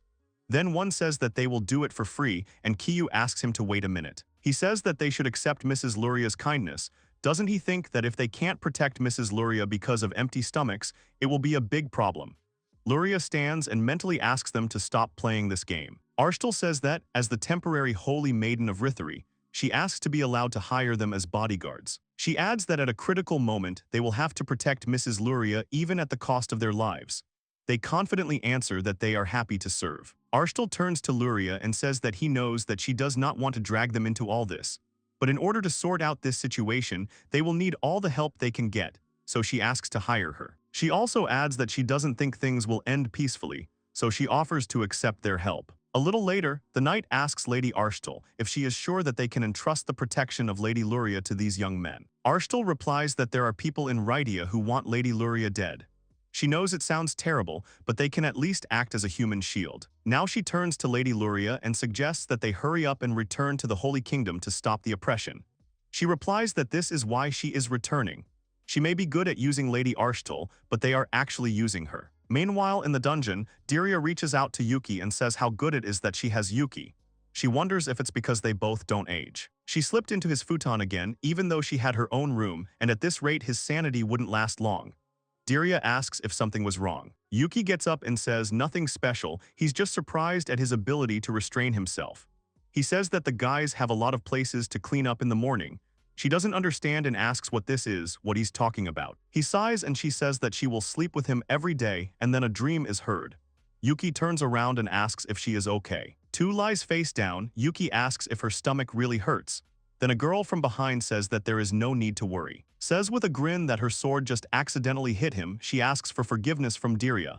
They start arguing. Someone tells Yuki that they should arrive soon. He stands up and says in a panic that there will be a lot of things to do soon. Knights led by Soraria are standing at the dungeon. Labries and Yuki come out to them and say that they were waiting for her. Soraria thanks Labries for honoring Elsa's dying wish and taking care of this dungeon. She turns to Yuki and tells him that for his role in putting down the Roll Rebellion, he has been granted the title of noble. Yuki thanks them and promises to continue to try. Soraria says that it was decided that he would become a marquis and marry her, a duchess, so that she would now become his wife. She embraces him, calls him her dear, and asks him to take care of her. Yuki immediately thinks that Labrys will get angry. He looks away and is horrified by the fact that Labrys is congratulating Lady Soraria on her wedding. Soraria thanks them all and says that she has a problem, however.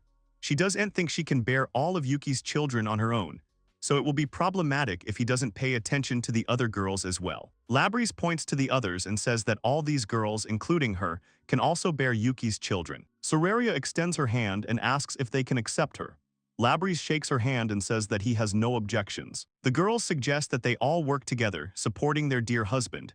Yuki begins to understand that it was a trap. The girls, it turns out, are accomplices. Yuki apologizes to Lady Soraria and offers to go further. She agrees, saying that he is right. Here Soraria shouts to everyone to listen to her, introduces herself and says that from now on she will be the owner of this dungeon. And now she will prove it to them. Yuki thinks to call that thing that he secretly made himself.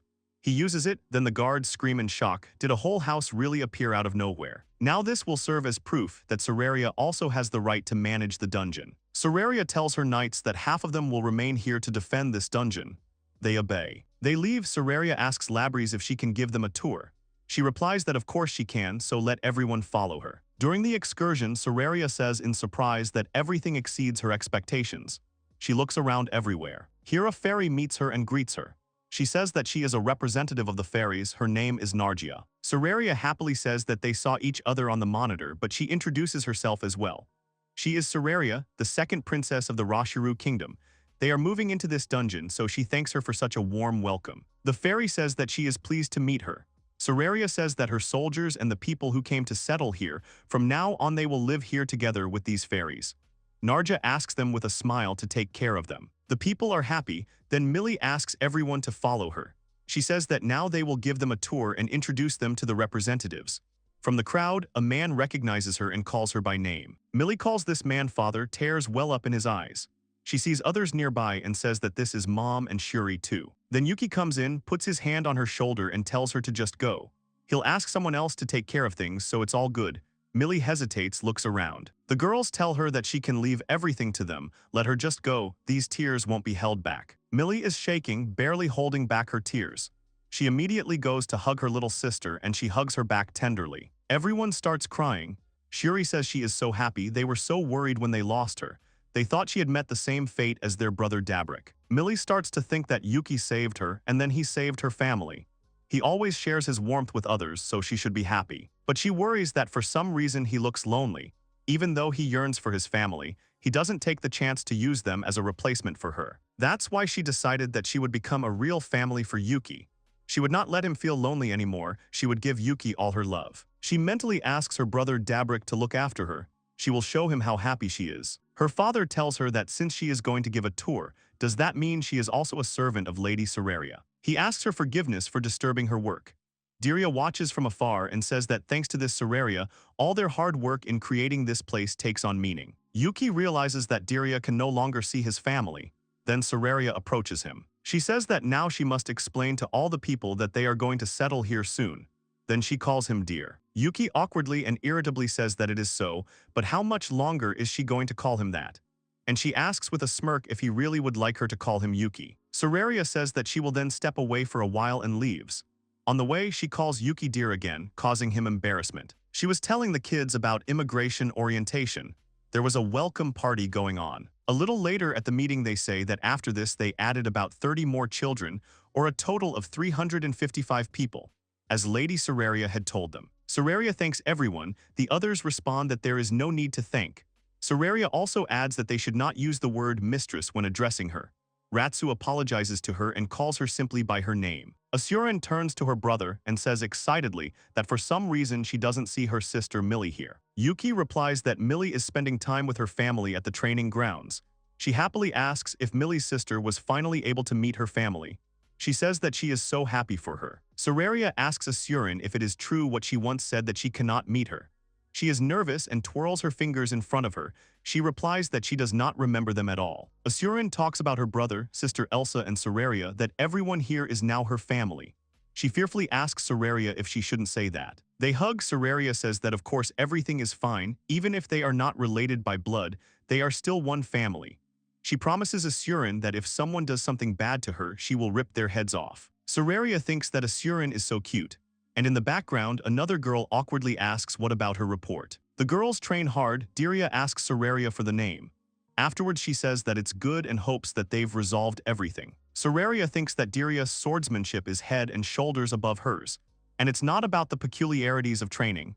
The point is in the difference in their abilities. Diria says excitedly that the expression on her face is completely incomprehensible to her. Diria says that it is all because her status is higher. Soraria asks if it is true that she is actually a demon lord. She replies that in the end she did not even think of hiding it. Soraria says that since she sleeps in the same bed with Yuki, she challenges her for that right, but she always loses. She asks if she can find out what her level is. She proudly replies that she is now level 412. She herself says that she is cool. Soraria is shocked. She says sadly that it's just madness. That explains why she can't beat her. Soraria says that her husband is incredible if he could defeat her. Diria says that his fighting style is very different from hers. Since she is his wife, she should understand that. Diria shares honestly that she was overcome by that slug that Asuran is holding in his hands. Everyone is shocked. Another little girl tells Asuran that she wants to hug him too, and she says that Valia is so soft. Soraria sees and thinks how cute it is. They have a couple of little angels here. Then she turns to Diria. She asks if she doesn't mind another round. She replies that of course she doesn't mind, so she doesn't have to hold back. They start fighting, jumping on each other. Soraria attacks. Diria defends herself from the sword. Soraria asks her if she is by any chance a master of hand-to-hand combat. She answers with a grin that she is. After all, hand-to-hand combat is the easiest for her. A little later, Soraria takes the sword away and says again that she lost. The little girls come up to Soraria and Diria, saying that it was amazing. The girls pick up the little ones in their arms and thank them. Diria looks at Diria and thinks, even though she is a demon lord, she is not evil at all.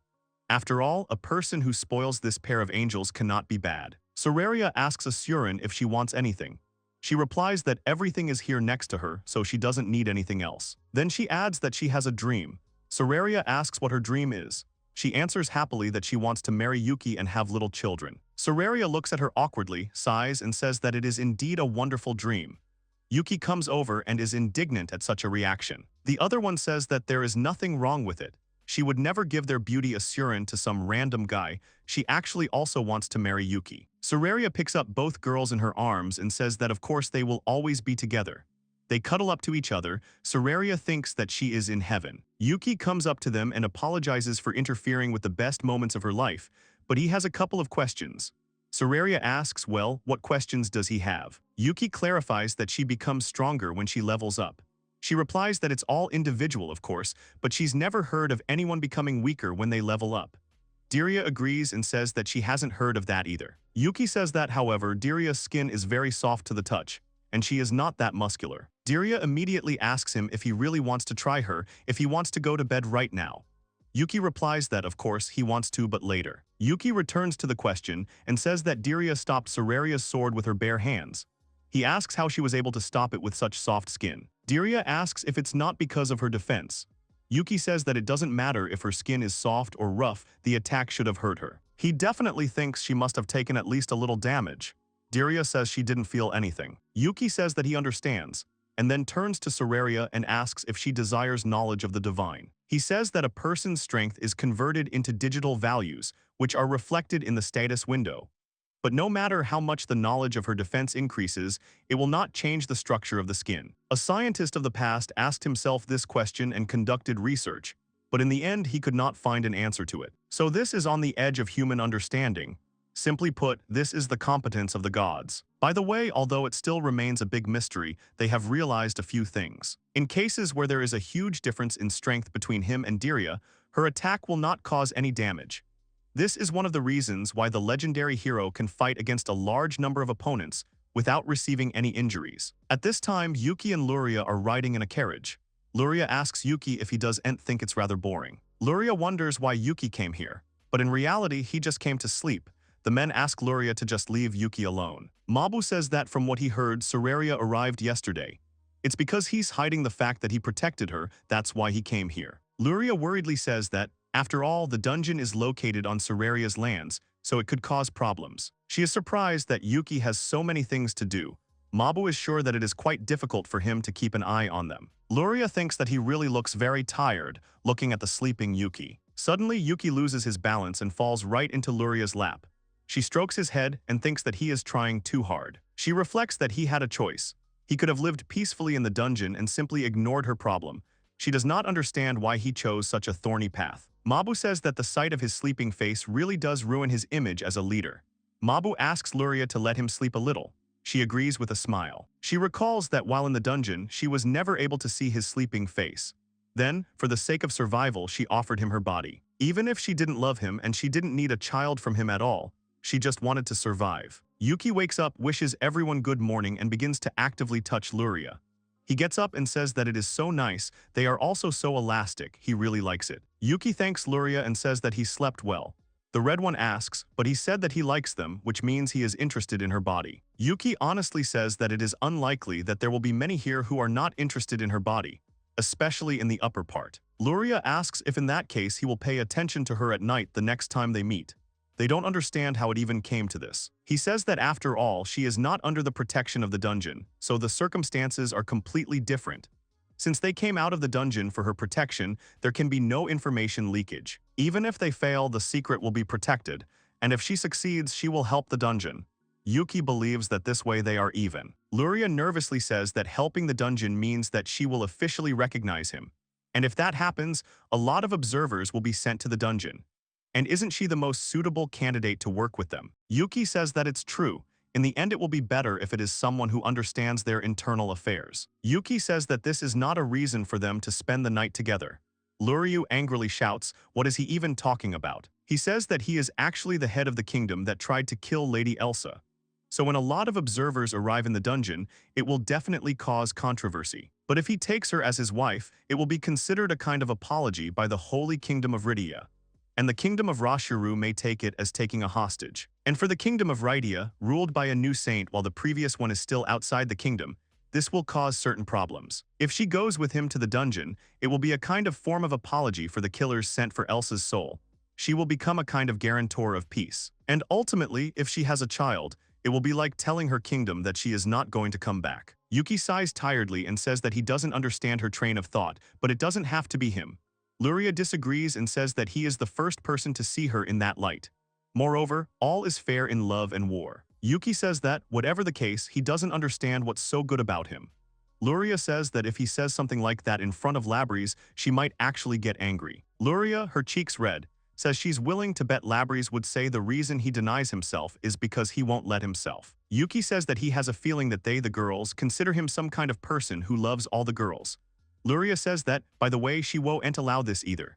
Yuki doesn't understand and asks why. She gives him a hard slap and asks him not to let the good guy who supported her turn into a bad person.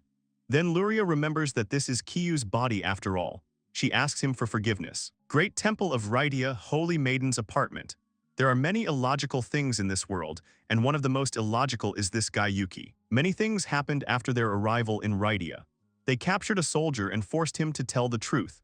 They asked Arshtal to investigate the incident with the assassins attacking Luria, after which she was able to easily find the truth. After the public was told of Luria's survival and the assassins who were sent for her soul, Luria, who had already received the blessing of the fairies, was finally cleared of all charges. And they have already carried out a raid on the remaining extremists.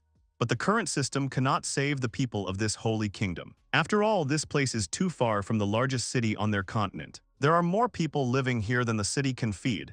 And he continues to extort money under the pretext of faith. And the money that should be used for the benefit of people, they use for their own luxurious life. After a long monologue from the employee, Arshtal answers him that she understands what he wants to say. But the extremists were planning to kill Lady Elsa and Lady Luria, and the tense relations between the kingdoms of Rashur and Garth had caused significant damage. The knight says that they know this, but he thinks that it is better this way than to maintain the current system.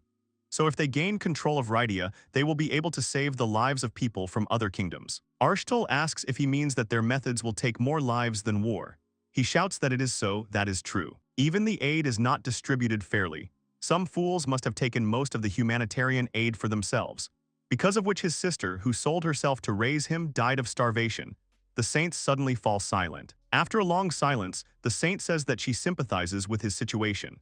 The man takes out his sword and says that they are the reason why he lost a member of his family. Here another points a sword at the speaker and says that, following this logic, he has enough reasons to kill him. He defends himself and says that it is, but he cannot allow himself to die here, he still has much to do.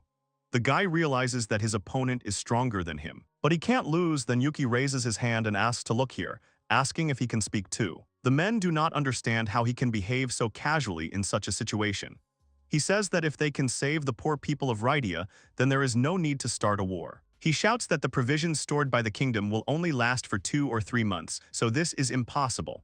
Moreover, what they really wanted. In the background, Mabu and Luria stand confused, saying that he responded seriously to her words, and if Yuki is dragged into this, any conversation will go wrong. Yuki asks the guy what his name is. He replies that his name is Crack and the other dark-haired guy is called Dest. Yuki tells the boys that if they agree to work for him, he can solve their problem much faster than those saints. Crack screams that he is lying. Yuki asks Crack if he could listen to him at least a little.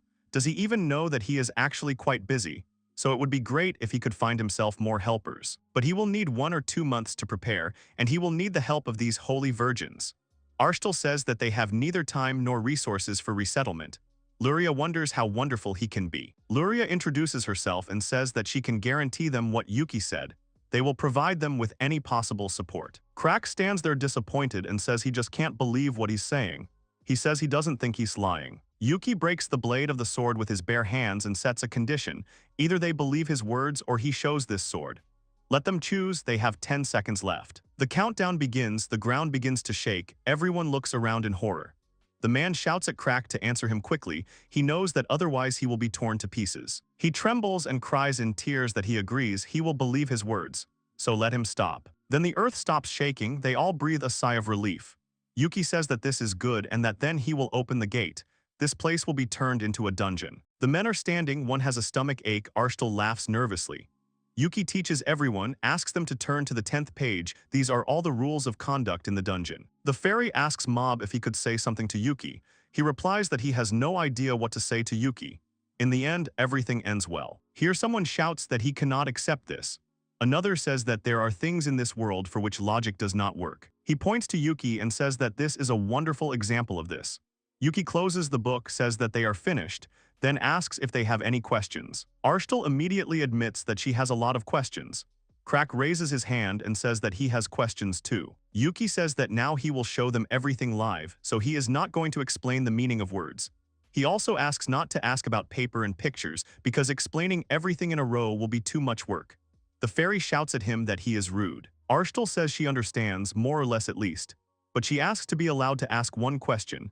She understands that he is the master of the dungeon. Yuki replies that this is not so and that he is only a representative. They are surprised and ask again. Yuki gets ahead and says that first she should let him tell her the answer to the question of how he can create a dungeon inside the holy city's gathering, and he won't answer that. Arstal looks at him in complete bewilderment. Yuki asks her if it is because there is a barrier here. She says that it is. She explains that they have one that repels everything, including monsters and dungeon masters. Yuki asks her if she is sure that this barrier was set up properly, moreover, what she means by evil. Arstal does not know how to answer and stands there in confusion. Yuki now goes to Crack and asks him what his question is. He thoughtfully says that he will ask later after he sees his dungeons. Yuki then asks Dest what about him. He only says that he believes him, so he only asks him to save his friends. Yuki says that means there are no questions left. Now he suggests going forward into the dungeon. They are standing at the gate, Arstal is afraid and trembling at first, and then jumps into the gate. As a passage, Yuki uses the dungeon that he secretly created on the way to Rydia. Thus, they arrived at the main dungeon. However, a goblin appears in front of them.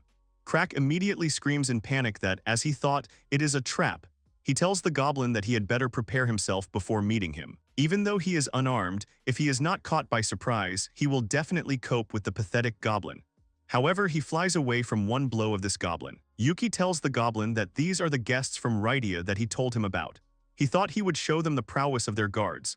The goblin tells him that in that case they came just in time. He explains this by the fact that they are currently undergoing training in firing a grenade launcher. Yuki looks at them with admiration and says that here it is, the power of the guards of their dungeon which he is so proud of. The guests recognize them and say that over there is the trench from page 15 of the brochure. Yuki says that they must now go to the government building to meet someone. They go, Arstal fearfully wondering what will happen next. Here the girls meet them and wish them well in the capital of Elsa, in Yuki's domain in the underground city in Yuki's village and his friends. The girls stand with a large poster. Here the girls realize that they still haven't decided anything about the name. Soraria says that this is bad, they need to figure it out as soon as possible. Yuki suggests hurrying up and heading to the meeting room. Later, someone suggests moving on to the next question. The next group of settlers will be about 10,000 people. Given that they barely have enough hands for only a few hundred, next time there will already be 10,000. Yuki says that they understand this, which is why they are asking for a month or two to prepare. Crack turns to Arstal and says that since she is abandoning people she is unable to feed to someone else, she can at least help them until then. Elsa sits in the hood and thinks if he is asking Mrs. Arstal for something too rudely, she understands everything. Arstal replies that of course she will help, she will try her best. So she asks them to take care of the people they cannot support. Ratsu asks Luria how she is going to explain all this to the big people of Raitri. She replies that she has a suggestion about this. They can tell them that she is staying in the dungeon to get rid of possible threats that could harm Lady Arstal.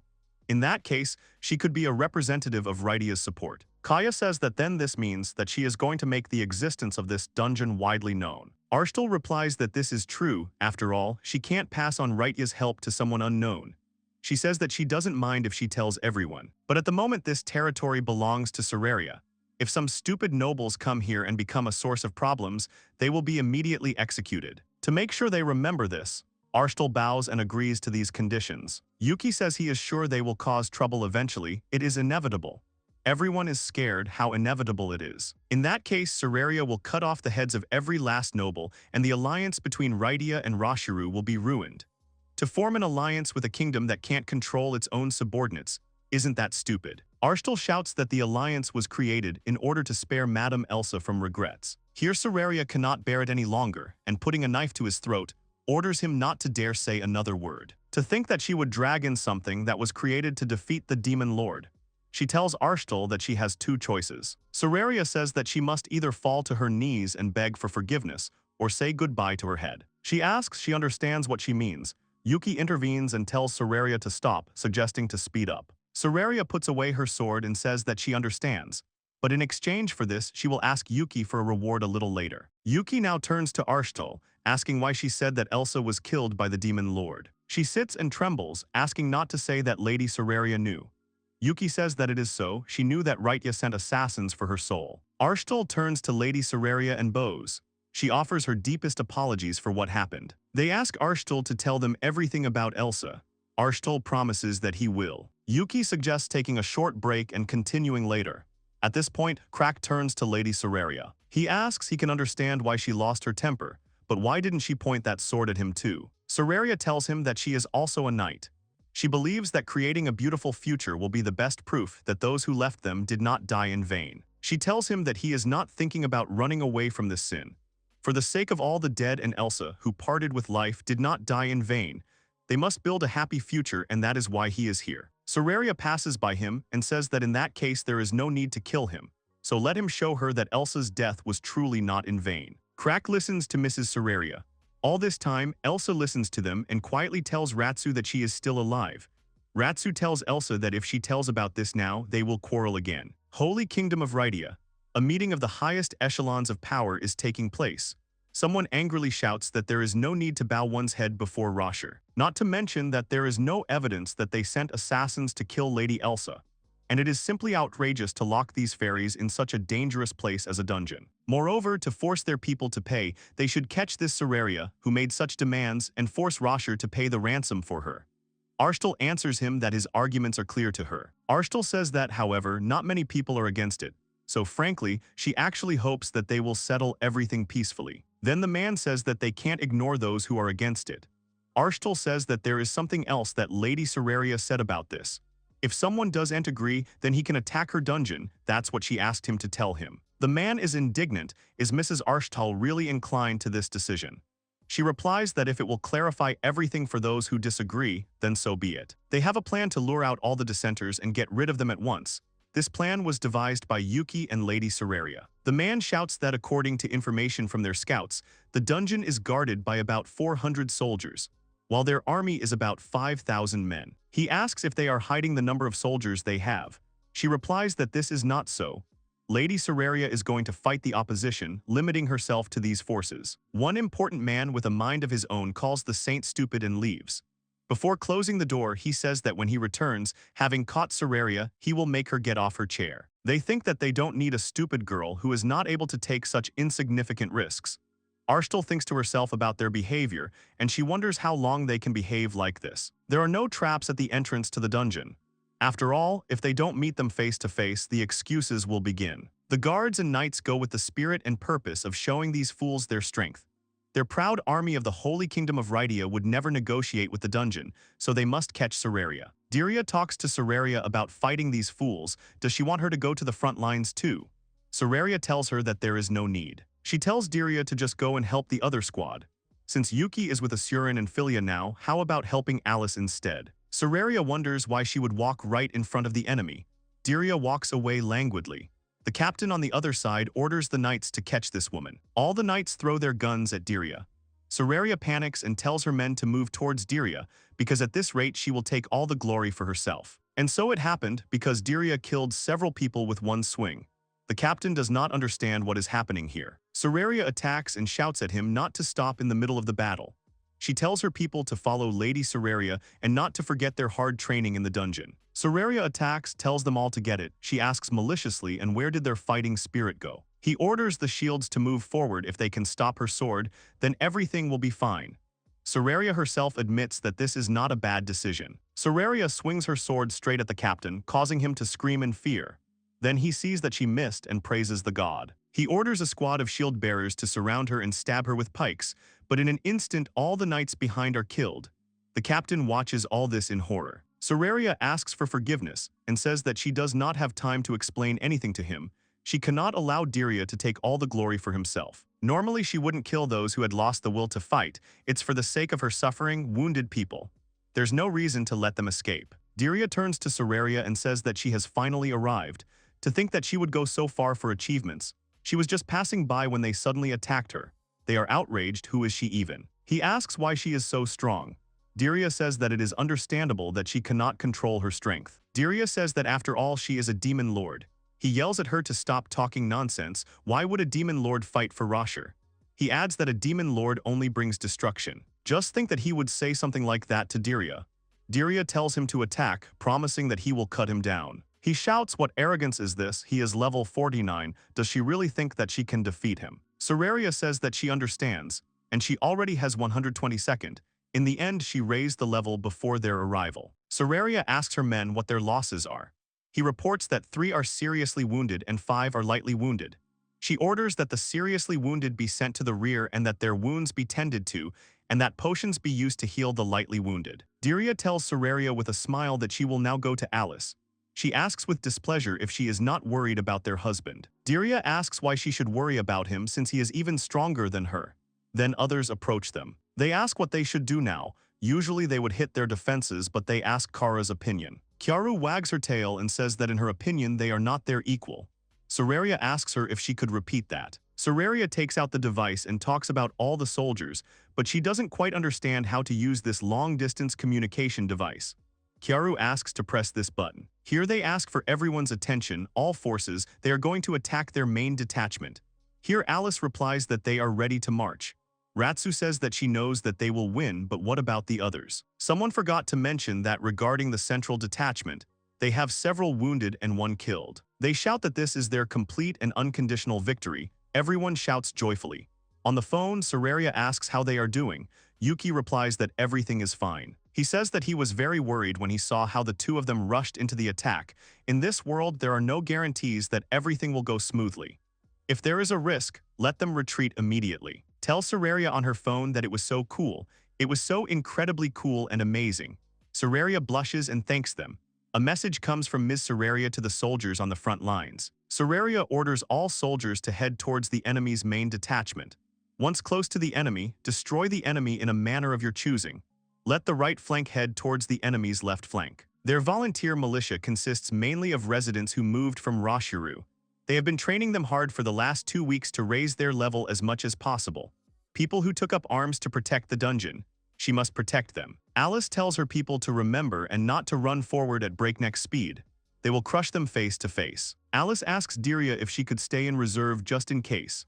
She says that of course, after all, they were told to hold back in this battle. Despite the fact that Diria is an invincible guarantee, she just can't stop being nervous. Thanks to the protection inside the dungeon, she knows that any attack against her is useless. But what if she is captured? What if there is someone in the enemy army who can remove her protection? She wonders if Yuki always fights an opponent while feeling this way. Everyone in the dungeon is watching them. It reminds them even more that they are a part of it. She is sure that the display of power will make them feel more secure. Diria asks Alice to tell her that this battle is important in many ways. It is time to give the signal to the archers in the rear. Alice agrees. She shouts to her shooters to get ready and not to hit their own. Everyone attacks, the enemy side panics because they have moved too far from the vanguard. Caria shouts that this is too naive. She says that Riel got the head of the enemy general. At this rate, Riel will be surrounded, so someone must help Riel. Millie runs and shouts at everyone to leave it to her. She will go. She orders her squad to meet Riel's squad and go straight to her. Everyone obeys. From afar, Diria watches and says that they are doing well. It seems that Ratsu is having difficulties, but Millie and Riel are working hard. Alice asks Diria if she can see them. She replies that she can, but there are so many enemy soldiers that it is difficult to see. The enemy side is losing and is indignant about how they can't deal with these girls. But the guy at some point says that he thinks she's beautiful and then dies from her own sword.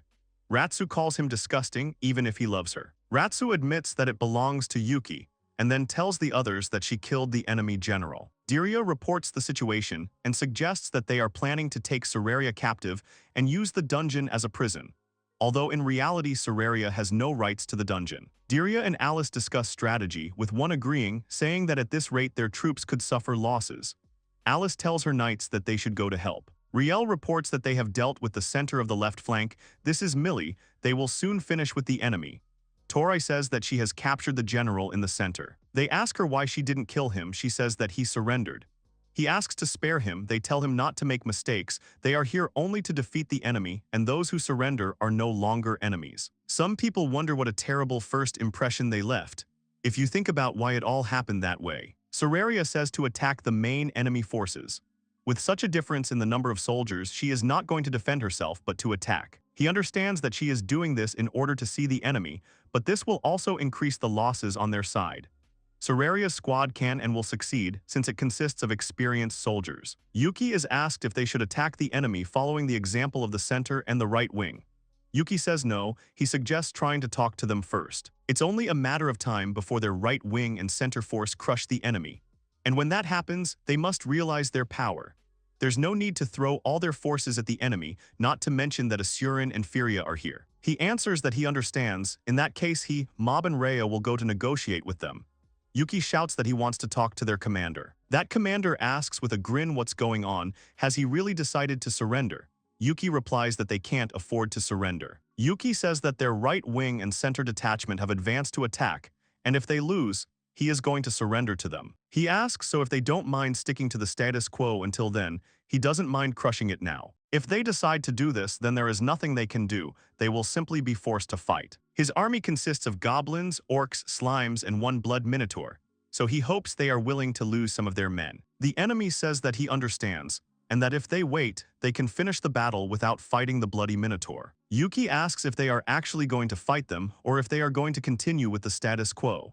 What choice will they make? He replies that it is very good, but it will be bad if they decide that they did nothing in this battle. And so he decided to continue the verbal sparring, but instead of letting Yuki talk badly about them, he wants to get even. Yuki thinks that this is to be expected. After all, they don't even consider losing. The villain calls him by name and says that even though his younger brother is a barbaric thug, how sorry he is that he, being his older brother, is not even going to fight. Although if that thug were here, it would be a very difficult fight. But to think that he would send him to guard Arshtal. Does he really think that the negotiations will go well if he can protect her? Once they take over his dungeon, they will throw her out of her position. Besides, how stupid it is to try to establish connections between this dungeon and the Holy Church. They ask him what he means. He says there is no need to send an expedition to conquer the dungeon.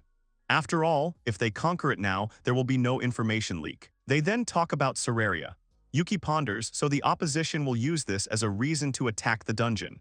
Although the reason for the lack of communication was Ruruya. He says that Yuki is a fool because adventurers and children are fighting.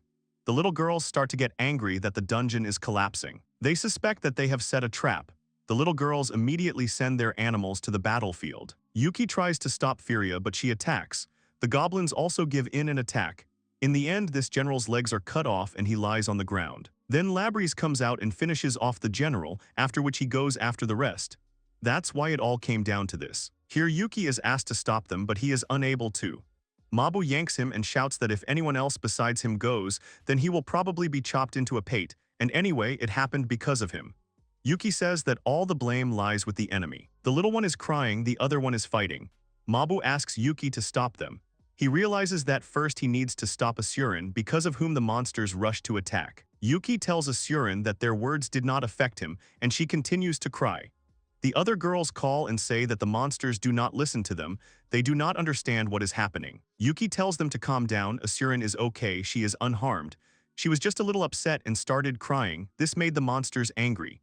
If anyone decides to surrender, then let them take them away from the battlefield, otherwise they will be torn apart. Furia and Labrys are also furious. Did someone really say something about Yuki? Asuran, in tears, says that they said bad things about Yuki, that he doesn't use his brain at all, so it's unforgivable. Asuran says that Yuki saved them, he is incredibly kind. Yuki is asked to try to calm Asuran down. Here Sararia starts to get angry and says that they will not accept any more surrender. They will kill them all to the last one. This one says that since Asuran cried so hard, it means they said something nasty. She gets angry just imagining it. Yuki sighs at the thought that now they are trying to destroy every last enemy. Then Sararia scares everyone by walking towards them. Arstal tells Sararia that they are representatives of Rydia and wanted to discuss everything with Sararia. Then the other one tells her to shut up, saying that this must be some kind of trap. He points at Sararia and shouts that there is no way a girl like her could destroy their army. He shouts that he will kill her here and now. However, in an instant Sararia's sword strikes the enemy, causing him to bleed and fall in bewilderment. Moreover, he does not fall completely, but only half. Sararia turns to Arstal and says that for her sake she will accept this attack as part of today's battle. She clarifies that this guy is from the opposition. Then he should hurry up and finish the plan to help the refugees. She too, as promised, will start in a week. She tells her not to be late. Arstal suggests moving on to the topic of negotiations with the Rosher dungeon. She asks if there is anyone else who will speak out against it. They hesitantly answer that there are none, and that they will give all their money and property to Lady Sararia, so they ask to forgive them. Thus, the battle with the opposition came to an end.